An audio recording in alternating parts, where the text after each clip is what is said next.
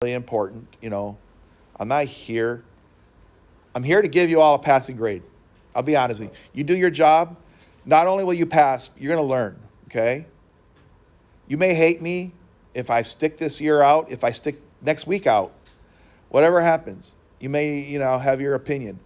But after all my years, I can't tell you how many people a year run into me that I don't remember. And they tell me about, oh my God, Mr. Curry, everything you taught I had to use again in college. And other people were lost, and I wasn't lost because I remembered what you said. Those things I hold on to because nobody thanks the teacher, really. I mean, teaching is a very thankless job for the most part. But when somebody comes back to you that you don't even, they look as old as you now, he's like, wow, that's an old man. I had them. Like, I probably had some of your parents.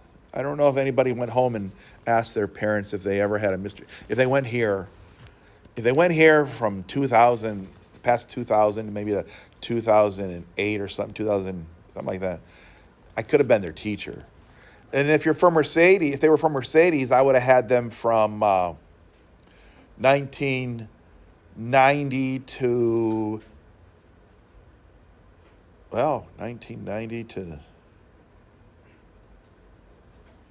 99 then, I guess. Oh, no. I was in San Benito for 90 and 91. So it was 92 to the almost 2000. So but I taught middle school in San Benito. In Mercedes, I taught middle school, junior high for 2 years, 3 years. Then I was at the high school. So. Yes, ma'am. All right. Maybe I don't want to put this video online because I just talked about my personal life. Hello. Please put your name on top where it says and the date, the topic. The topic is basically written on the board over here. And class, this is 1A, of course, right? So let me see. Sometimes I don't always know what the author meant for me to write, but I think he wants me to talk about relations. And a relation, I'm going to put, if I write correctly, a relation is nothing more is a set of points. Another name for points are ordered pairs. So let me just show you what ordered pair is. It's a number first and a number second, x comma y. Doesn't have to be x and y's. It could be a comma b. It could be distance comma v for velocity. How far did you go? Or it could be how long did I go?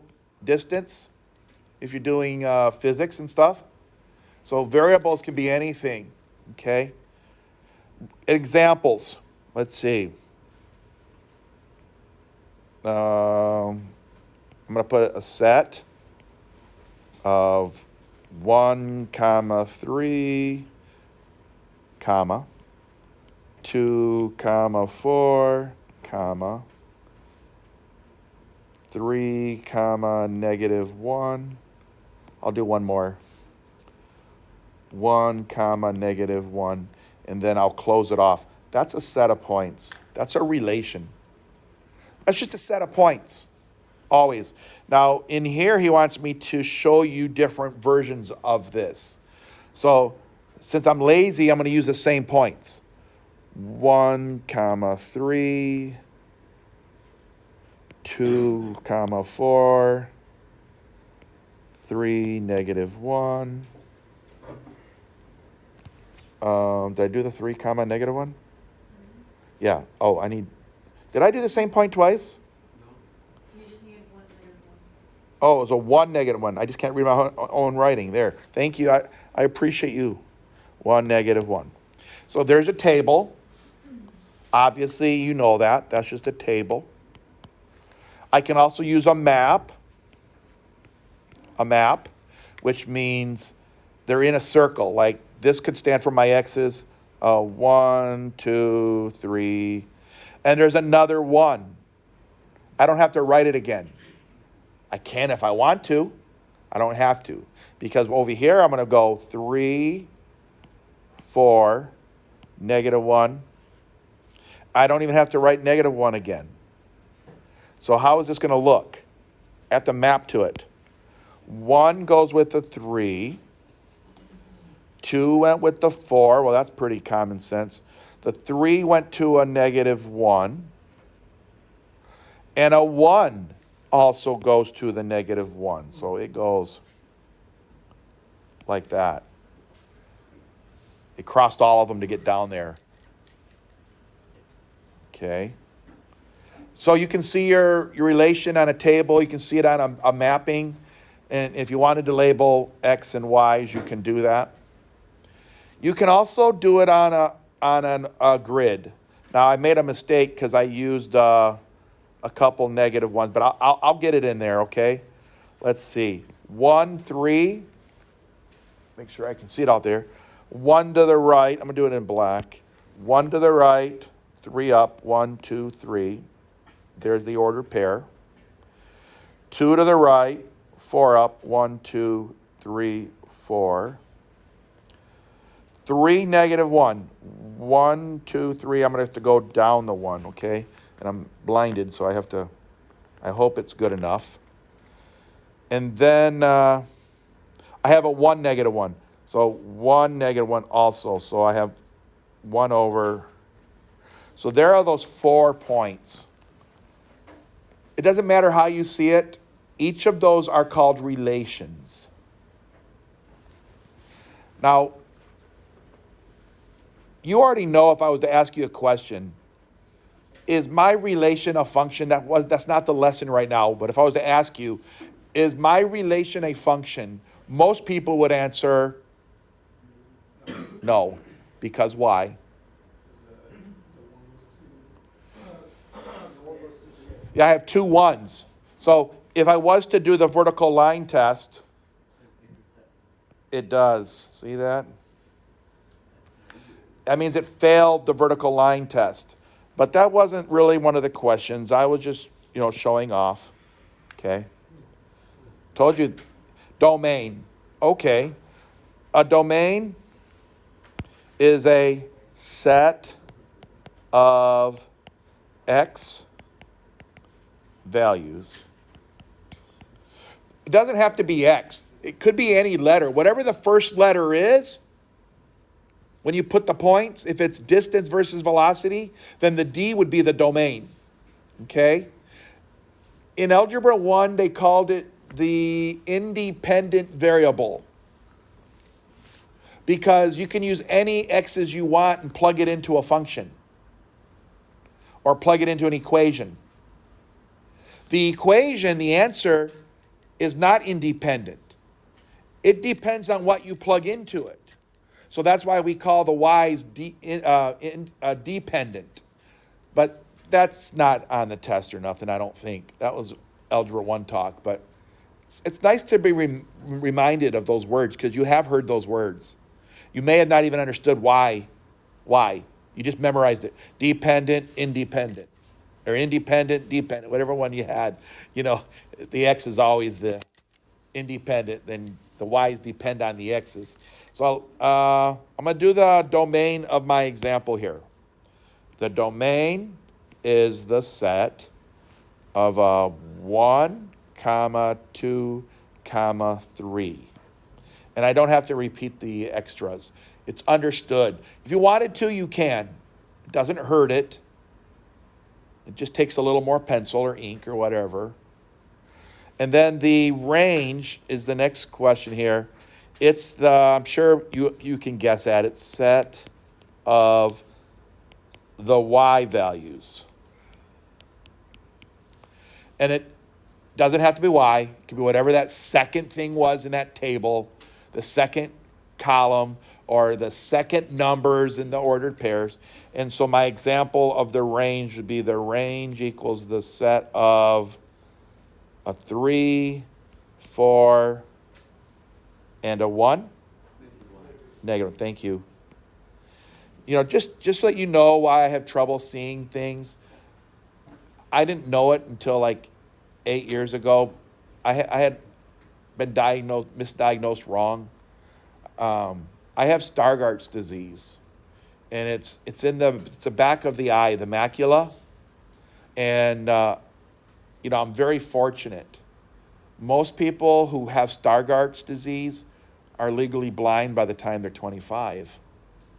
Well, heck, I was, much older than that when an expert. I went to a university. My university was Ferris State University. They had a college of optometry there. They misdiagnosed me. They said I had macular degeneration. And even when I went to an expert to go in the Army, they also said the same thing. But then here in Harlingen, at one of the big ophthalmologic places, I put all that information on my thing. I had to go in and get some evaluation. And said, "Who told you you had macular degeneration?" I said, "All the doctors." I said, "Well, all the doctors are wrong. I'll prove it to you." He took pictures of the back of my macula. And believe it or not, this might be why I'm a Christian. On the back of my macula were these Jesus fishes. Jesus fishes on the back of my macula. And so he showed me the pictures. And if you go online, you can find it. It's true. So it affects the vision, and that's why a lot of people are blind. I'm not blind, but I actually do pretty well for having the disease. But anyway, so don't judge me when I can't read your names on the small print. Even with these, they're heavy. If you like reading glasses, these are pretty heavy duty, and I still can't see everything clear. I mean, I can see you, and I can see crazy things on your desk if you were doing something wrong, but I may not be able to always see who I'm talking to because I may not be able to see the whole face, clear. Someone yells at me down the hall, "Mr. Carey," and they're waving, and I'm like, waving until they get close enough. "Ah, it's you, Yeah, Caleb. I might remember you. Because I didn't remember your name right a second ago, but I'm going to try it, Caleb, because I've seen you enough times, and there's not many people. I mean, you're a pretty outgoing and friendly person, so that's why I should know your name. But I'm also old, so All right. Here's some examples. Here's a set of points. Notice they're in braces. I think these are the same points. No, they're not. -1, -1. No, I don't see it over here. They're not the same points. But this is another. Oh, he wants us to give the domain and range. Sorry. Okay. So let's quickly do that. No, I think I want you to do it. Let me hear you. Let me have my video record you showing how smart you are. The domain. Let me hear you. -1, 7, -5. Beautiful job. I couldn't have done it better myself. Let me hear more people. Chime in on the range. Yeah? Yeah? Yep. Excellent. I knew you were my best class. I knew it the whole time. Okay. Next one. Now, this is harder because you actually kind of have to count. And I already failed counting today, so I'm not going to give it an attempt. Somebody else. Give me those. Let me pick on one person. Raise your hand. Oh, you. Thank you. Give me the domain. 1, 2. Another one? Oh, okay, you can list it again if you wanted to. You don't have to. Negative what? -3. Is there another one? Oh, I think you were counting. Yeah, that's what you were doing, right? I thought you were counting the 1 again because there actually is a 1, -3 down here, but you meant this one to be the negative. Where is it? -1, right? Yeah, there is 2 1s, so it's a 2, -1, -3. And the range, somebody else. Make me proud. Somebody else raise a hand. Please. -4, 5, 2, -3, 0. Now, I took his word. So you guys sitting there, if there's a mistake, I'm going to make a lot of them. Just raise your hand and tell me that I did something bonehead, which it happens a lot. And I will not be offended. And I'm sure this gentleman back there, if he messed up in counting, I'm sure he will not be offended either. But nobody said anything, so I think you're probably correct. Because everybody can't be wrong. Number 3, somebody else. I want the domain. A show of hands, somebody? No? Okay, go ahead. He raised his hand because he said, this is probably the easiest one because they're all listed right here. And he would be correct. Take advantage of the win, you know. And the range, let me hear everybody. Yeah. 014, he said. And obviously the 4s are repeated. Obviously, what else is no, that's it. Only the 4s are probably repeated. Anything else repeated? Oh, wait. The 1's repeated too, right? You see that? Okay, wonderful. Now, looking at the picture, when I was going over some problems, I don't know if it was Algebra 2 or, I don't think it was here, because all we've done in here was looking at solving a system of equations. So I don't think it was you, but it was Algebra 2 students. They could not do the domain and range by looking at a picture. They literally thought the domain, when I told them it's the x's, they only gave me this x. They gave me this x, this x, this x. Maybe they could give me this x. Only the ones they could find. It's kind of silly, right? The domain is all the x's. But you have to understand what this picture does. Since there's arrows and it's not going straight down, you have to believe that it's going down and over. Down and over. Even though it's not going over very fast. But it is going over, because if you look at it, look at the distance from here. It's exactly 2. Now it's still looks like exactly 2, but if I zoom in, you can see that it's starting to be more than 2. So there is some sort of movement going to the right. It's hard to see though.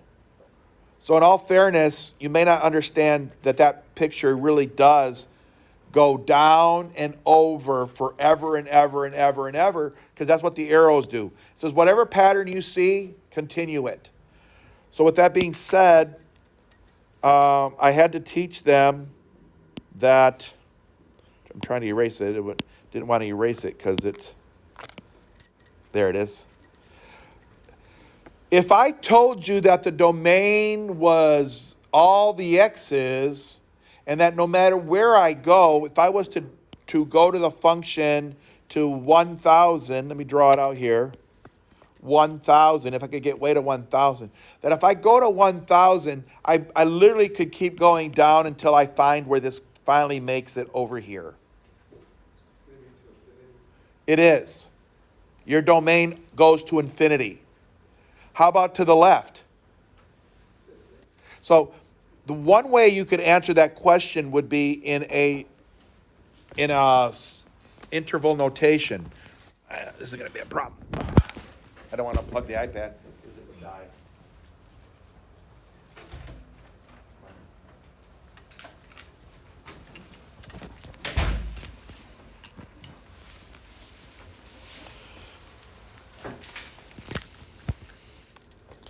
Is to say a parenthesis, negative infinity, all the way to infinity.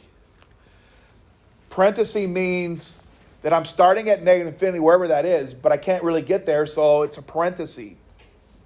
In a minute, I'll show you the bracket. But if you want an easy way, you could have done the words all real numbers. And if you want to be mathematical, the symbol for all real numbers is this fancy R. That's too much. I know. Sorry, sir. It's okay. I like to give you choices. I like the interval notation myself because that's what we use in calculus. Okay. That's torture. Okay. Now the range. Same thing? Is it really? Yes. Not really. Because it It does go down forever, but it doesn't go up forever. Where does it end? It's gonna be a negative. Well, it goes down, but what's this up here? That's the highest it goes. It's a height of 6. So we go from lowest to greater. Does it include the 6? Looks like it. I'll use a bracket. 6. I went backwards. I'm sorry. I lied. I did something wrong. Don't throw nothing at me. Parenthesis, negative infinity, all the way up to the 6. Bracket. Again, this is called interval notation. Now, those poor kids in Algebra 2, I reviewed that with them, and this is the answer that they put on the, they had one that went from, like a domain went from -5 all the way to 4. So I would have done this, bracket -5 to 4. But here's what it had on their test questions. All the x's greater than -5, but less than 4. We don't do that anymore. I mean, this is okay, but I don't think the average person understands this, that x is between -5 and -4, and because the greater side points to the x, we have to, if we read it from right to left, we say x is greater than the -5, and x is less than 4. And because it's including them, we put the greater than or equal. Remember those symbols? No. See, people don't want to know those. But you do have to know them. But I prefer the interval. Okay, moving on. Maybe I talk too much. That's why I don't get everything done. I talk too much. Just like me. You are very talkative. But, so now look at this number 5. The domain, we're going to do interval notation. Left to right. What's the farthest left I can go? Is it a dot or is it a circle? What would it mean if it was a circle? It would be called open. You don't include, it would be like this, open -6. But that's not a circle. That would be like if it was open. But because it's not open, it's closed, I put a bracket. Comma. How far to the right will it go? Infinite. So the -6 is in. Wait, why did I say -6? It's not, wasn't a -6. Did someone tell me that? No. I made it up? Yeah. You guessed. I did it on purpose. No, I didn't do it on purpose. I was brain damaged. Negative what? 3. No wonder somebody was questioning it. Sorry, guys. Told you. I'd be a millionaire if I got paid $1 for every time I made a mistake. Parenthesis. The range. Why is there a bracket and a parenthesis? Because bracket means it's including the dot. Parenthesis means it would not include the dot because there is no dot. You can never get to infinity. It would also be infinity. That's crazy. Say it again. That's crazy. It is crazy. Range. Go from the lowest, -4. Would it be a dot? Is it included? Yeah, so it's bracket. Bracket. -4 is the lowest. What's the highest? Infinity. Are you sure? Yes. I agree with you. Because this thing obviously is opening up and over, up and over. If you had the time in the paper, up and over, up and over, up and over. Anything that goes up goes It keeps going.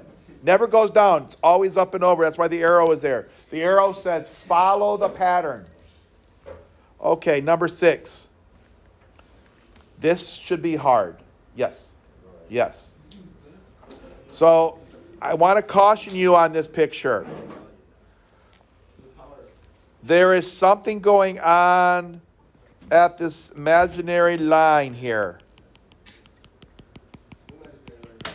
Well, you don't see it. I'm trying to draw it in. I'll draw it darker.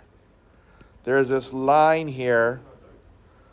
That picture is, well, there's some sort of reflection. There's actually it's actually a reflection and a rotation. But the thing about it is that function, as it goes up, it's trying to get to that red line, but it never will get it.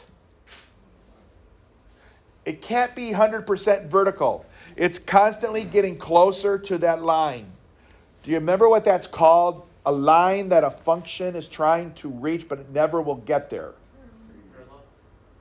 No, that's two lines. Starts with letter A. Absolute cute. Nope. Adderall. No, it's not a drug. No, it's not a bad person. If you had a line that the function is approaching, but it never reaches. If you were to zoom in way, way up there, you would still see the line is next to it somewhere. Even if you'd zoom in and see, oh, it's not touching yet. And you go, I'll go way up, way up, way up, way up. You would still see the line and if you zoomed in and you pinched on it, you would still see that it was not really touching. But it's getting closer forever. It's called an asymptote. Asymptote. It's possible.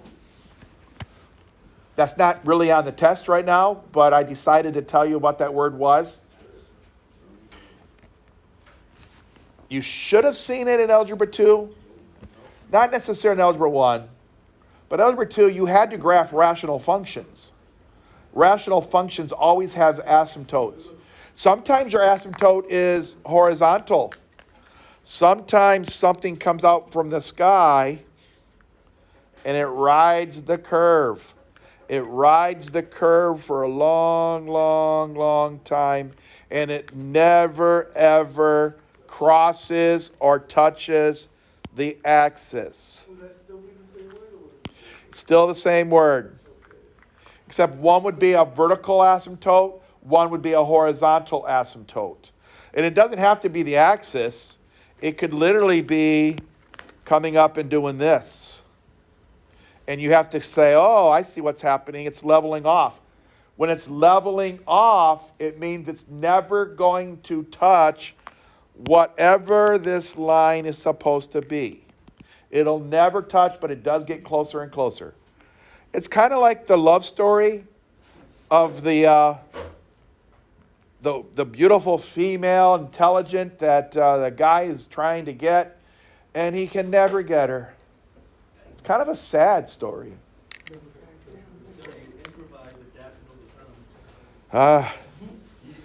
Maybe I lived it. I don't know. All right. So, what's the asymptote have to do with the domain? That x value will never be touched. But all the x values, everywhere else is perfect. So the domain, how far left will it go? So you go negative infinity. How far right will it go? Well, this part does. Unfortunately, there's a jump that it has to make. What value would that jump most likely be if you zoomed in? One. No. Two. What x value? Oh. 0. You're not even looking. 4. Somebody said it out there. 3. 1, 2, 3. Obviously, my asymptote is 3. Oh, I didn't see that. That's Yes. So what we do is we literally, why did I put a brace? Brain damage. I got to quit drinking all that milk. Open. Yeah, well, it didn't help me today. Parenthesis, negative infinity, comma, 3, parenthesis. And then what we say, and, the word and, but the symbol for and is U for union, means the same. And what?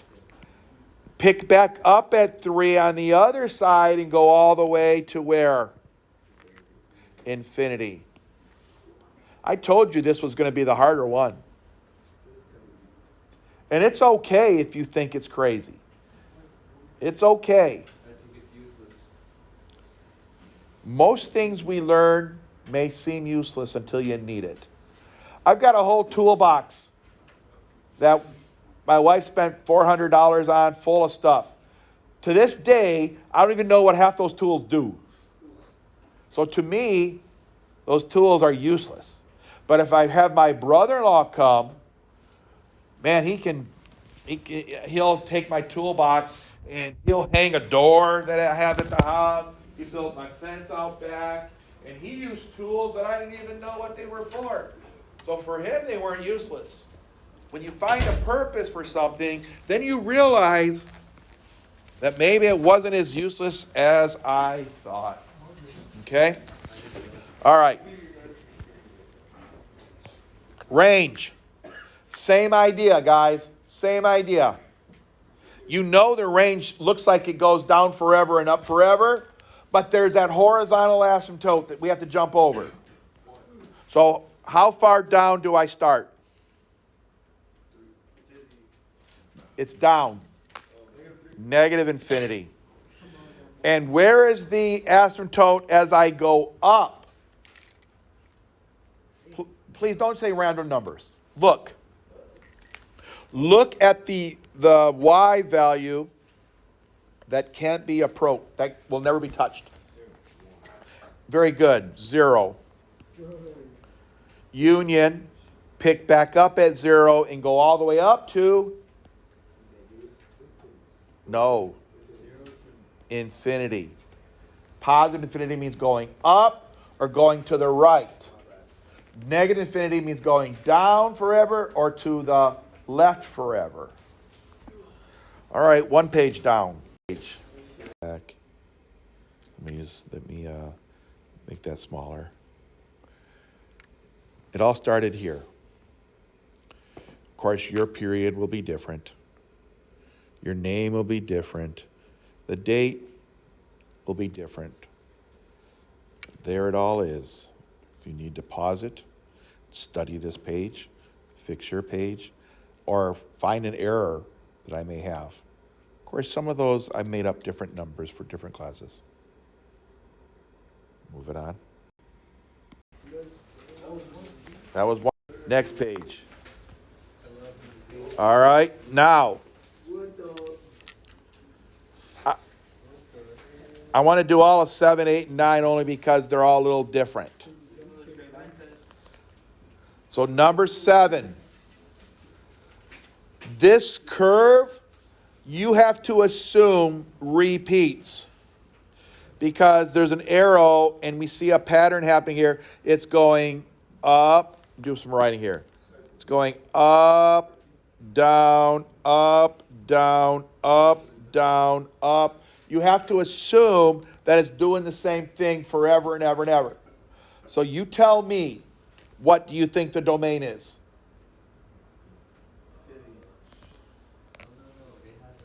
Well, you can't say just infinity. Negative and positive. Yeah, you could say that, or you could cheat and say all real numbers. That'd be okay to say. Okay, nice job. How about the range? He's way ahead of me. Does it include those -5s and 5s? In other words, are all of these points going as high as a 5? Looks like it. Are all of these points at a -5? Looks like it. So would it be okay to put between -5 and 5 with brackets? You see that? Seeing is believing. Just because I say it, just because he said it, try to internalize it. Number 8. That's just a line. Yeah, really, right? Who disagrees with him? I do it spite. Out of spite. I want you to do it out of looking at the problem and having a good reason. Ooh, Is it all real numbers? yes, it's for both. Are you sure about that? Yes. It's an open relate. Yeah, it's an open circle. Therefore, whatever x that is, it's not included. So what I tell you, it's all the numbers. Now, you could say all real numbers except for, That one, which is, -1. you could say that. That would have to be marked correct. All real numbers except x equals to a -1. I'm going to just do the interval notation. Negative infinity to the -1, open on both because you can't include either. And I'm going to union it with 1 to infinity. Okay. How about the range? Except, Does go down forever. It does go up forever, but the y value is what? except -3. Okay, so negative infinity, -3, union -3, infinity. You're speaking crazy, sir. You should what? You're speaking crazy. I know. I was crazy, Crazy? To think I could have just stayed retired and caught up on. I'm watching this new series called Hijack on Apple TV. It's so intense. It's union what? Union -3 to infinity. Okay, so it's just like opposite. Yes. Yes. No, I never say no. Do it 'cause- on the wrong one. All right. That looks weird. That is an absolute value function in terms of the absolute value of y with shifting up. That we'll talk about that later. But anyway, what does the domain look like? And down to all rhythms. Almost. That's half the answer. Because it doesn't go to the right forever. It's 0.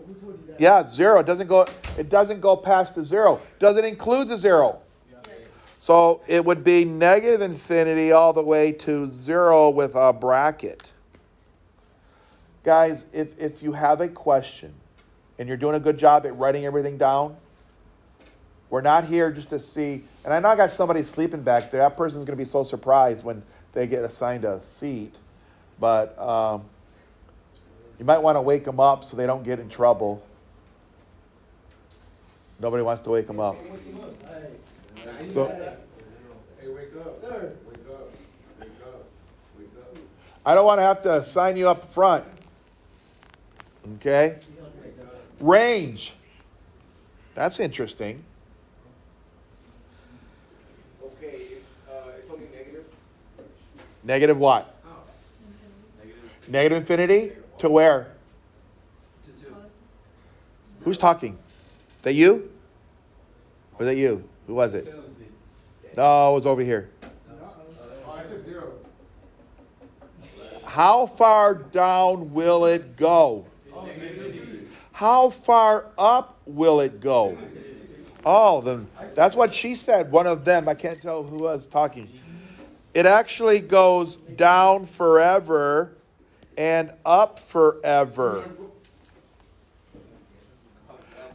It goes up forever. It goes down forever. How? The line goes down forever. The line goes up forever. Granted, it goes up and over, down and over, which explains why it does. The domain was negative infinity. All right. Okay. Oh, good. He woke up. I hope he gets his notes caught up. Okay. Domain for number 10. What does it look like to you without having to think too hard? Ask yourself, how far left is it going? There is an asymptote. Okay, how far left is it going? Yeah.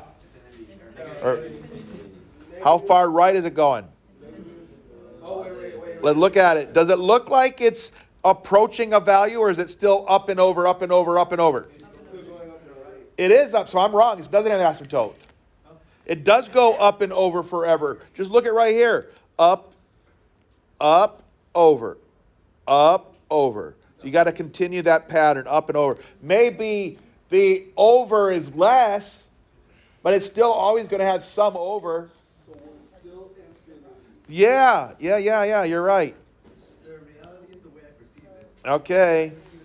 I know. That becomes the in thing today. Whatever we envision must be true. We used to call it mental illness, I don't belong in Another the word for hospital. that. but now you're allowed to be in your world. Range. Range. How far up? How far down? I agree with you, 150%, if there was such a thing. Negative infinity to infinity. 11. Okay, that's what asymptote. W- Yeah. I think I agree with that. There is an asymptote happening. But I can't write anything on that one. What's that? Oh, what? You think there's an asymptote? I wrote this on You, oh, maybe I'm wrong. See, I was right. It's a horizontal. I'm not crazy. I am wrong. I'm not wrong. Who- It doesn't go. Oh, shoot. Yeah, I'm wrong. I'm not crazy. Yeah. What'd you say? It's an asymptote. Where? Vertical or horizontal? Horizontal. Yeah, you're right. Yeah, baby. Woo. So who said it first? He did. Both of you? Well, Caleb, make a note on your paper. Plus 5 points extra credit. And on the next test or quiz, you have to show me that. Put the date. What did you say? There's really a horizontal asymptote, and I don't know why I didn't visualize it. I have an excuse. I'm blind and I'm old. My excuse is I don't So the lowest is not a negative infinity. It is a what?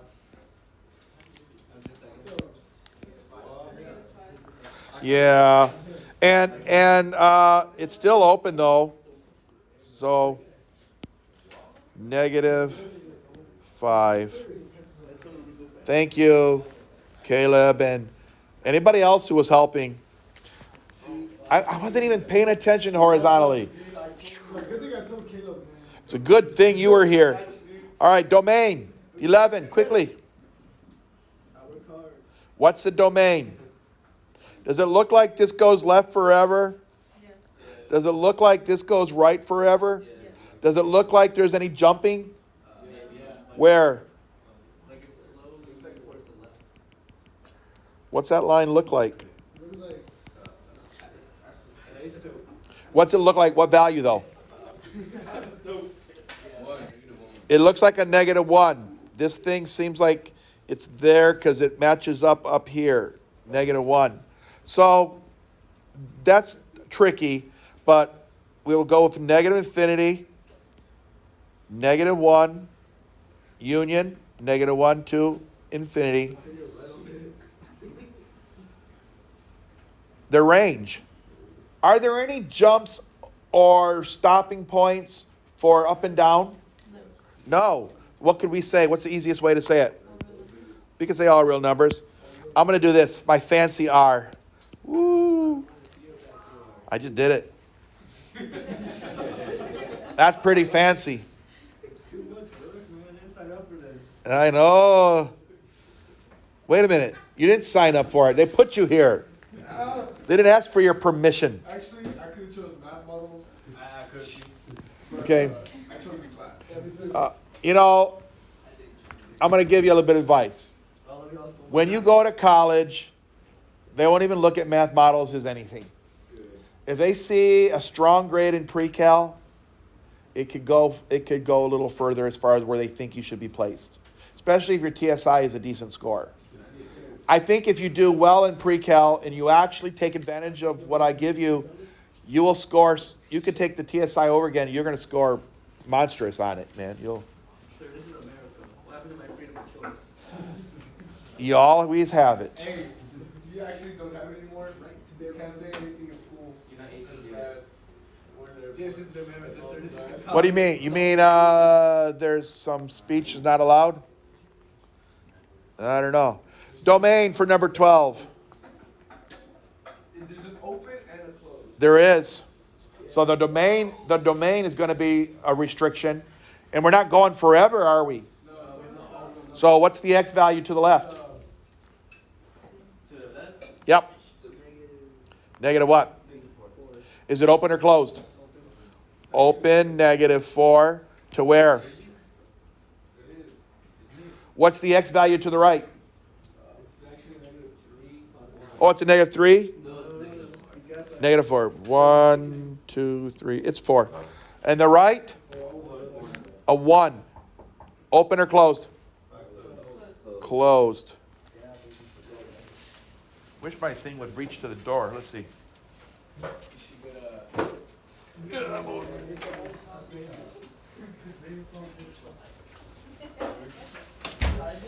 All right. So you see how I like that one because it's not the same as the others. It actually had a restricted domain. It actually told you your domain is restricted, even if in reality this parabola went on forever and ever and ever. Even if it really was that picture, they restricted the domain by showing you that picture. Okay. So the range. What's the lowest it can go?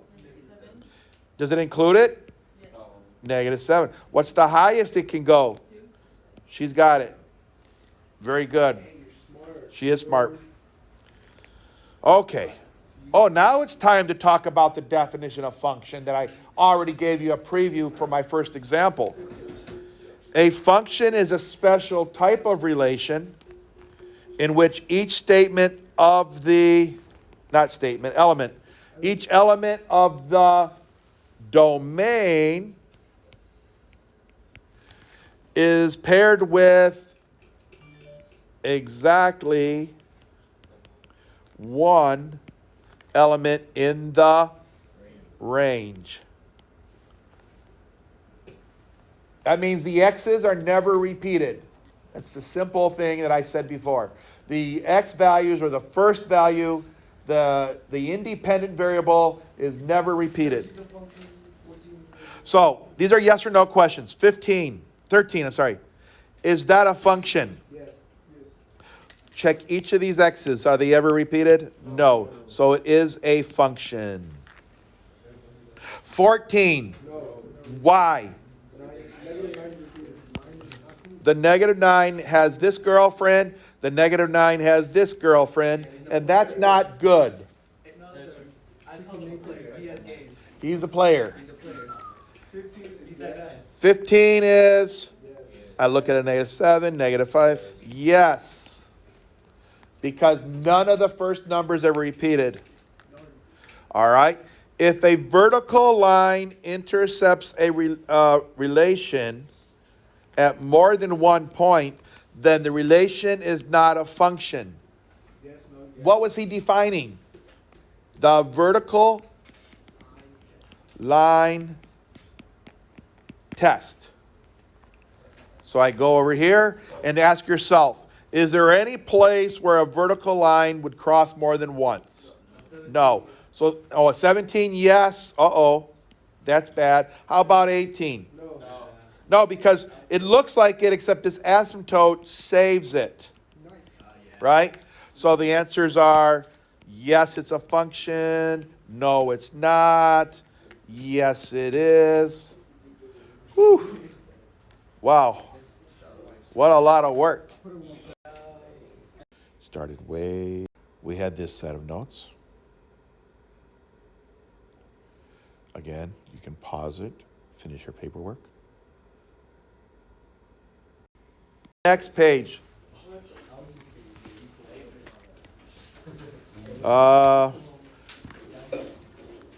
What time's the bell ring? All right. Let's finish as much as we can.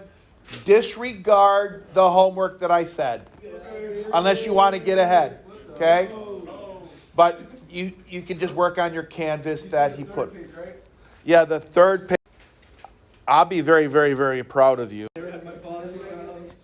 All right, explicit functions. You probably never heard the word explicit function versus implicit. Matter of fact, 10 years ago, you only heard those words in calculus. But now it became part of the modern curriculum. So let me show you what it means, or let me define it. Explicit means an equation. I don't like green. An equation solved for one variable. This is the one that you kind of like. Here's an example. Y equals to 3x plus 2. You notice how it's solved for y? That's called the slope-intercept form of a line. Yes, no, slope, intercept, y-intercept. Here's another one. Distance equals rate times time. That's explicit. It's solved for a variable. Yeah, those are, oh yeah, yeah. Yeah, it's the example, it's okay. Another one, let's see. I'm thinking here. X equals to the absolute value of y minus 1. That also is explicit because it's solved for x. The y has junk with it. It's not solved for y. So it's implicit like 2 Oh, I wrote those in the wrong place completely. That's what he was telling me. Okay, I'm going to write it up here. I'm sorry. Y equals 3x plus 2. D equals RT. Boy, I feel so silly. X equals absolute value of y minus 3. All right. Golly, I'm so embarrassed.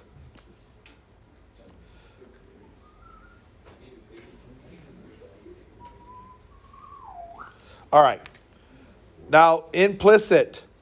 The definition of implicit is an equation not solved for one variable. One variable. Examples of that, you've seen this before. 2x plus 3y equals to 10. That's a linear equation called the standard form of a line. That should ring a bell. Standard form, it can be turned into slope-intercept form. And a lot of times, that's what we make you do. Because calculators graph in explicit mode. I think if you're good with the Inspire, I think there's a way to graph explicitly. Implicitly, I mean. Another one could be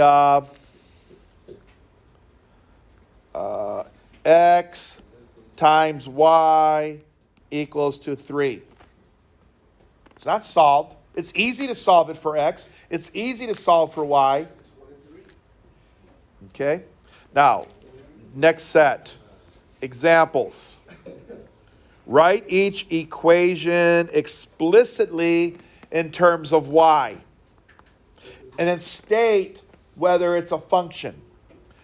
What they're saying to you in English, I wish they'd have said just solve for y.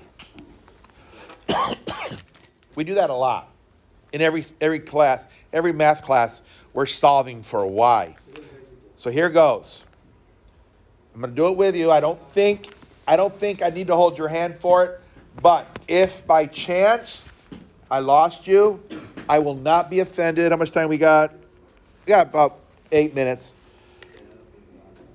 Can we quit playing the musical instrument? I kind of thought you would get tired, but you haven't. To get y by itself, right here, I want to get this y by itself. I got to get rid of everything around it. And it's easier to get rid of a plus x that's on the left side. So I'm going to go minus x. That leaves me a negative 4y is 20 minus x. Got one more step to do. Get rid of the negative 4 being multiplied by y. I will divide by negative 4. I will divide, that didn't come out right. Divide that by a negative 4. Divide that by a negative 4. That cancels out. Y is equal to, what kind of 5? Negative 5. And a minus become a, that minus and that minus become a plus. And that's a 4 in the bottom. You are more than welcome to say 1/4 x if you want. Or, Can you move the screen up, sir? okay. Or you can say plus x divided by 4 is just as good. I like your funny words, Magic Man. I'm trying to figure who that guy is. I'd like to meet him. Number 2, by the way, that one was just a linear equation. Number 2, in case you don't know, is actually the equation of a circle with a radius of 5 and the center being at 0, 0. Hopefully we get to talk about that, but to solve this for y, I need to move everything over that is not a y. That would be get rid of the x squared. So I will subtract x squared from both sides. That cancels it. That leaves a y squared equals to 25 minus x squared. Some people think I'm done, but I'm not, because that's not a y. How? No. Square root both sides. And when you do square root both sides, you're supposed to remember that there's 2 answers, because plus or minus of the answer. For those that don't believe me, if I ask you for the square root of 4, what would you tell me? 2. It is 2. But why did you not tell me negative 2? Isn't a negative 2 times negative 2 also a 4? Yes. So when you square root both sides, there's 2 possible answers. Oh, it's that plus and negative 2. Yeah, it fell out. So this answer finally becomes y equals to, and I don't need plus or minus on both sides because it's kind of silly. So I just only use y equals plus or minus the square root of 20. No, you can't square root it. It's being connected. You got to go 25 minus x squared. It has to stay that way. That was a pretty tough problem. Okay, I'll take a breather. Go faster. No, How do you go fast enough? I could go fast, but I'd be the only one at the finish line. Yeah. I want to take as many of you with me on the trip as I can.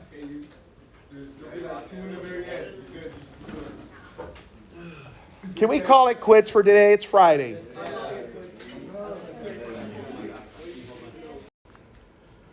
Because we finished, this was the other day. Now we're going to continue on.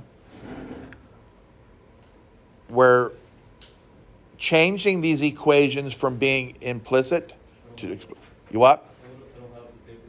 Were you here? Okay, let me pause this. For those that just came in or just got your packet, please find where we are at. Are we on the first page of notes, second page, or the third page of notes? The what? I think it's probably the third, but I could be wrong. Definitely says explicit and implicit on the left-hand side. And we talked about that third page. That's what I was thinking. I know I didn't finish where I was supposed to finish up. That wasn't your fault. It's my fault. Implicit functions have the x's and y's or the a's and the b's, if that's what you have in there, all mixed together. Okay? Did I say explicit or implicit? I had to rewind and see. Implicit is they're all mixed up. If I didn't say that, I apologize. Explicit is like something's on the outside. It's exterior. So you're solving for X, or you're solving for Y, or you're solving for R. Okay? But when everything's mixed together, for instance, like when we did number 1, that was just a linear equation. But it was standard form. You had this in Algebra 1, standard form of a line. You notice you have a 1, invisible 1 next to the X, and you have a -4 next to the Y, but it's not solved for Y. So you have to do all that algebra to eventually solve this for Y. That makes it explicit. Most of us are more comfortable with explicit than implicit. That's why a lot of your algebra books said, solve all your equations for Y. It actually was pretty good for the graphing calculator. If you solve for Y, then you can type it in the calculator. But FYI, not every equation can be solved for Y. Sometimes you can never get Y out of the mess. And I think we might, I don't know if this will have one. Number 2 was an equation for a circle. And I was able to solve for Y, but I had this weird Y squared on the left side. So I took the square root of both sides, and that's why I had Y is equal to plus or minus, because whenever you square root both sides, you have 2 possible answers. You've seen that before. You've seen it with the quadratic formula that you had to submit. You always had minus b, plus or minus, the square root. Well, that told me something. That told me that when I created that equation, I must have had to square root both sides. So that's the explicit equation. All right. If you can handle those 2, that's pretty much the hardest you'll ever have for the most part. But there's always harder ones, that we'll try to do. This one is interesting because the Y right here is inside parentheses. Do you need the light off before I move on? I just noticed that sometimes you can't see it as well. Anybody need the lights off? Is that you? Would you be kind enough to turn off the lights? He's like, wait, I just got here, man. Don't bother me. Do you need them both out? Hit one and see how. Want another one off? Sure. All right. Can you see? I got to see if I find a couple cheap floor lamps. I wasn't picking on him. He just was closer than I was. All right. So you'll notice that the Y is stuck in parentheses. So it's kind of like stuck in jail, and he can't get out. So I have to start removing things to see if I can get those parentheses removed. So the only thing I can see that I could do to both sides is probably, most of you say, move the X to the other side. Well, that only moves if you do the opposite of X, which is subtract X, subtract X. Now, this is a 3 minus X, because they don't go together. They're not like terms. So I'm left with Y plus 1, still in parentheses squared, now equal to 3 minus the X. It is. I don't know why I didn't see that a second ago. There she is. Let me get the door again. This time I'll get up. You did it last time. Thanks. Were you here the day before last? Friday, I guess? Probably not. This is where we're at now. We're in that page, and no, it's that page. We're on the 3rd page. I'll be posting this online. You'll be able to get all the notes. All right. I'm gonna get tangled up. So I'm stuck with Y plus 1 all squared equals to 3 plus X. And I almost made a mistake thanks to that individual back there. I can't remember all the names yet. So I want to get the Y plus 1 out of jail. So you have to do the opposite of square to get rid of the square. What and I say opposite, I mean inverse, really. So how do you get rid of a square? Square root. Very good. I'm glad there are people much smarter than me. I'm gonna, I didn't keep the pen. Square root, wrong color, wrong thing. Square root, both sides. But when you square root both sides, you're gonna end up plussing and minusing this over here. I mean, technically it's plus or minus on both sides, but I don't need to put it on the left. Okay, I can keep that just as a positive. And that does cancel out squaring, so that still leaves me the y plus the 1. Well, the good news is I finally got rid of the jail. In one more step, you'll have the answer. I need to get rid of the plus 1. I do that by subtracting 1. I have to subtract 1 from the right as well, but it doesn't go into the square root. That cancels.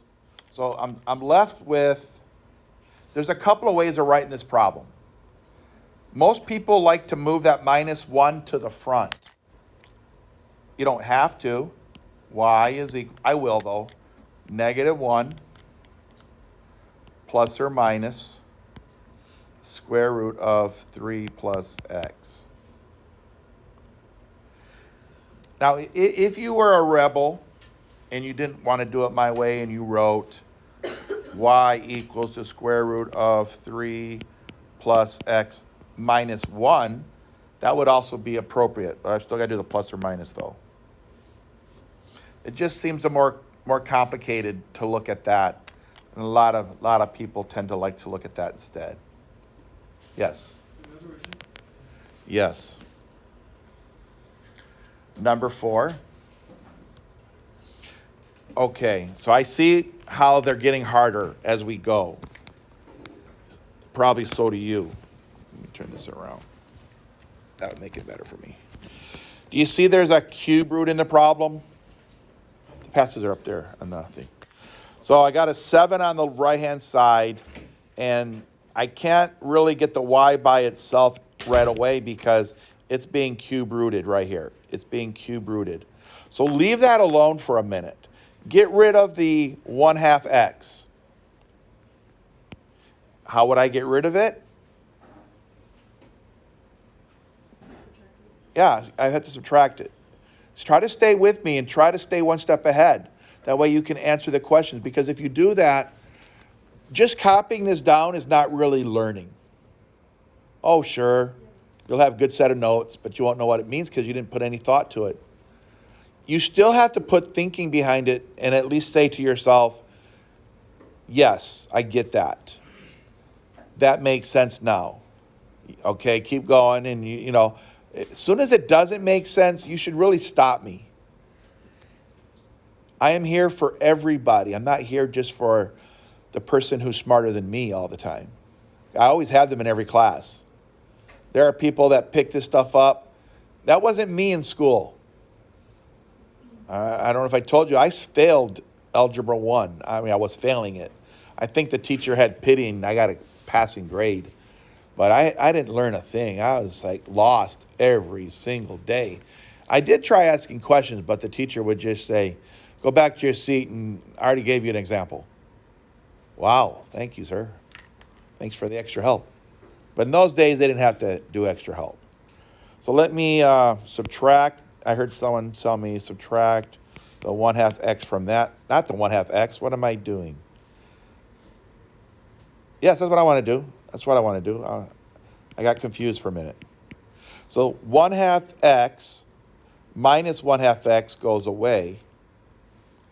And lo and behold, I still have a negative of the cube root of y, now equal to 7 minus 1/2 x. Starting to make some sense now. So I have to undo what's being done with the letter y, and there's a minus in front. This minus stands for a -1 times this. It's a -1 times this. What's the inverse of timesing by a -1? The inverse of times, multiply, is always divide, right? So I will divide both sides by a -1. So when I do that, that negative does cancel. It did leave me this cube root of y. Now the other side gets a little complicated because when you divide the whole thing by a -1, that's the same thing as saying equals to a 7 divided by a -1, a -1/2 divided by a -1. You have to treat it to both of those pieces. So what happens is the 7 becomes negative, and the -1/2 x becomes a +1/2 x. And it's okay to leave that the way it is. Some people like to switch it around to put the -7 afterwards. But it doesn't matter. It's not important. It's not, I mean, if you wanted to write a 1/2 x minus 7 over there, you could write that. It's the same thing. I'm going to leave it because I'm lazy. One more step, and I'll have the answer. I just have to undo cube root. Think for a minute. What's the inverse? Oh, let me ask you this question. What's the inverse of square root? Squaring. So what do you think and we do that a lot. So I think most of you say, oh yeah, we get that. The inverse of square root was squaring. The inverse of squaring is square root. Fine. So what do you think the inverse of cube root is? Cubing. So I cube both sides. When you cube a cube root, out will pop out the y. So there's my answer. Y is equal to in parentheses, -7 plus 1/2 x all cubed. When you cube both sides, you don't do plus or minus. When you cube root both sides, you don't do plus or minus. Only when you're square rooting, because that 2 is even, or if you were doing the 4th root, you would do a plus or minus, or a 6th root. Whenever they're in even powers, and I know that's not going to stick in your brain, but when it comes up, we'll talk about it again. Questions on this problem? This problem had some heavier things. Yes. Wait till that person comes back, and you don't have to ask again. Just go, okay? All right, let's do 5. The y value is stuck in jail again. So let's see if we can get it out. Get rid of everything that is outside of that square root. Well, I have an x right here. Right here's an x. So if I subtract an x from here, it will go away. But I have to subtract an x over here as well. I think this one's easier than the last problem, because now I'm stuck with a negative square root of y plus 1 is equal to 8 minus the x. I mean, don't get me wrong, we still got to get rid of that negative. But we talked about that in the last problem, that I just divide both sides by a -1, and that will cancel that out, leaving my square root of y plus 1. And on the other side, I'm going to do a magic trick. See if you see what I just did.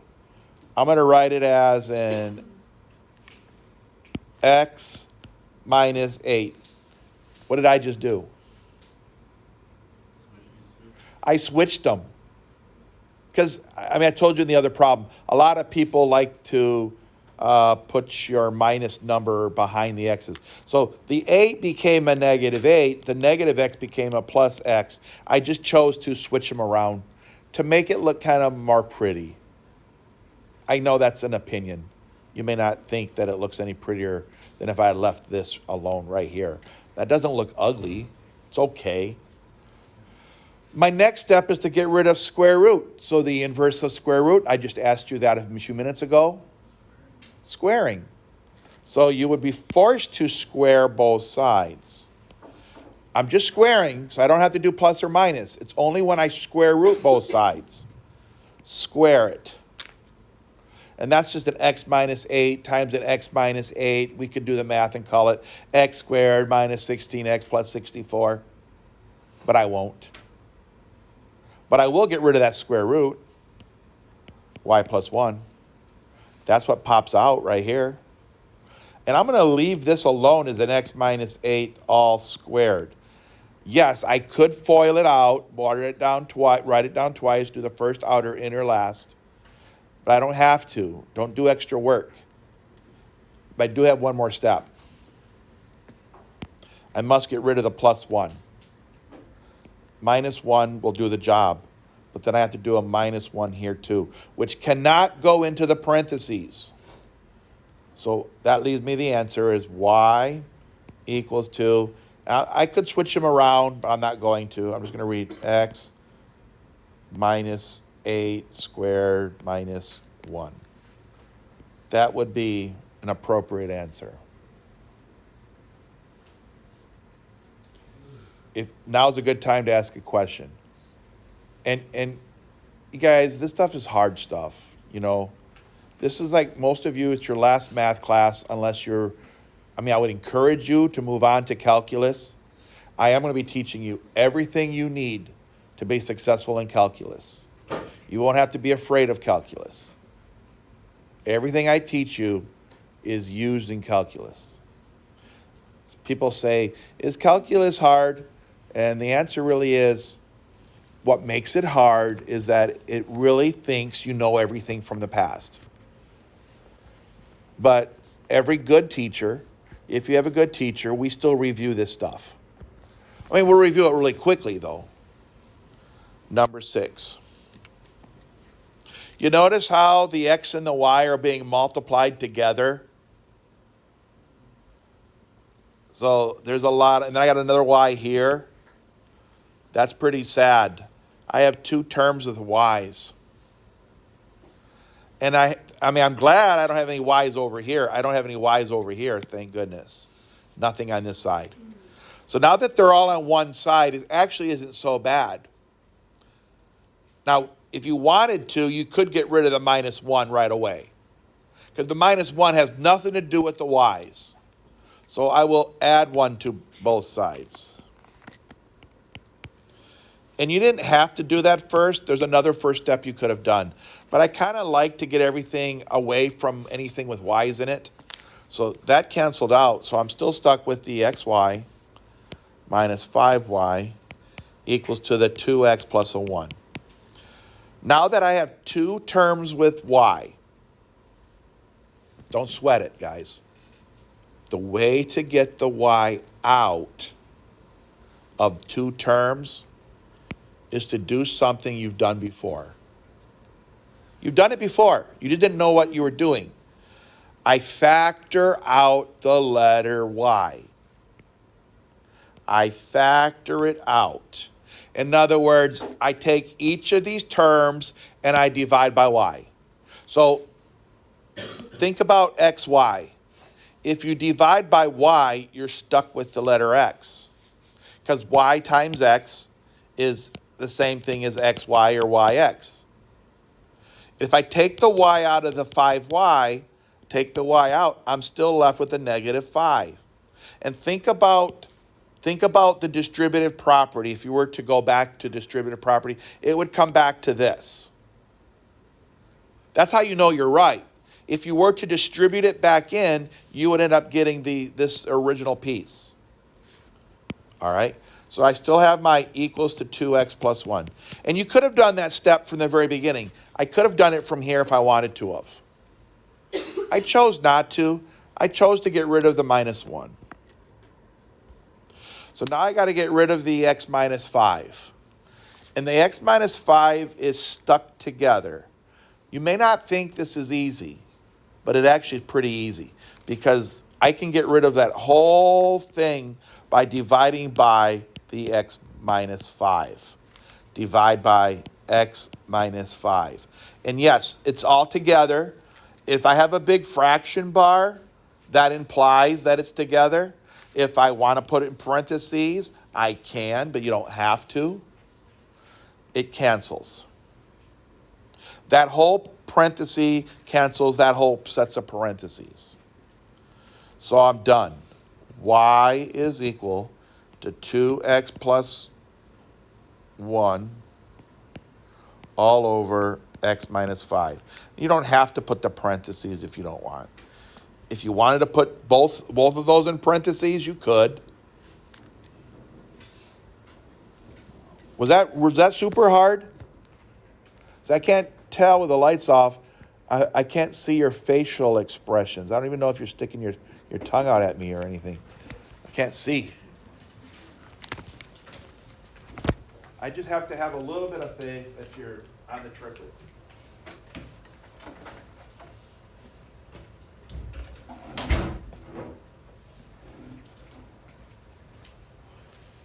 All right, that was it for those. So what were they wanting me to do now? Explicit functions are frequently written using functional notation. I think what he means is this. If the equation, explicit, if y, I'm making this up, y equals to the square root of x squared minus 1. That's definitely an equation. And it is explicit. It's solved for y. This is baby stuff. You know this. I could have written that as f of x equals to the square root of x squared minus the 1. That's the same thing. If it's implicit, I think I know what he's saying. If it's implicit, you can't write it in functional notation. Because functional notation would have to have an f of x equals something or an f of y equals to something. You don't always have to have f of x. F of x implies that this is actually y. F of y would imply the equation is x equals. In case you solved it for x instead. So what are we doing here? Oh, this is probably one of the last lessons you did earlier this year on Canvas. Evaluate means basically to take f of a negative 5, meaning the x is equal to a negative 5. That's what this means. Your x is equal to a negative 5. F of something. If f of something is f of x, that means this x is a negative 5. So I'll write it out like this. F of a negative 5 is equal to, since it's negative, you need to pay attention. People get these problems wrong all the time because they don't treat the negatives with care. You need to treat them special because you don't want to lose negatives. So this is the x being squared. In your calculator, you need to make sure that if you're using a calculator, that the calculator understands that all of this is being squared. Because you and I both know if I just say negative 5 squared, that doesn't mean that the answer is going to be positive. Because we know that a negative 5 times a negative 5 is positive 25. But if you do it this way, that's going to become a negative 25. And that is not what we want. So let me get rid of the evidence here. I want the whole thing being squared minus the 6 parenthesis of a negative 5 again. That way I'm not losing it. If you forget to put the parentheses, you might do this. Don't write this part down. Negative 6 minus 5. What do you think most people think that means, negative 6 minus 5? It means you're subtracting negative 11. We don't want that. So you need to be careful not to mistake that negative 5 to be subtraction, but a multiplication. And then I still have my plus 23. So I come back to the left. Remember we were doing, I don't remember if it was you guys or another class. We were doing some order of operations and stuff. Negative 5 squared, as I said, was a positive 25. A negative 6 times a negative 5, I hope you all know, is a positive 30 added to 23. So I got a positive number, positive number, positive number. You're just going to add them up. I'm too old to do that math. Could someone please add those up for me? Bless you. Anybody? If not even one person, 23? Yeah, I just brought down the 23 here and here. 78, I'm going to take your word for it unless somebody else says we're wrong.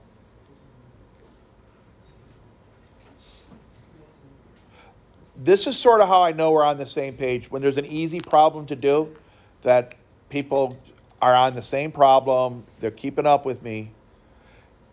I don't think I've gone too fast, but I'm not you. I can't be the judge. You have to tell me.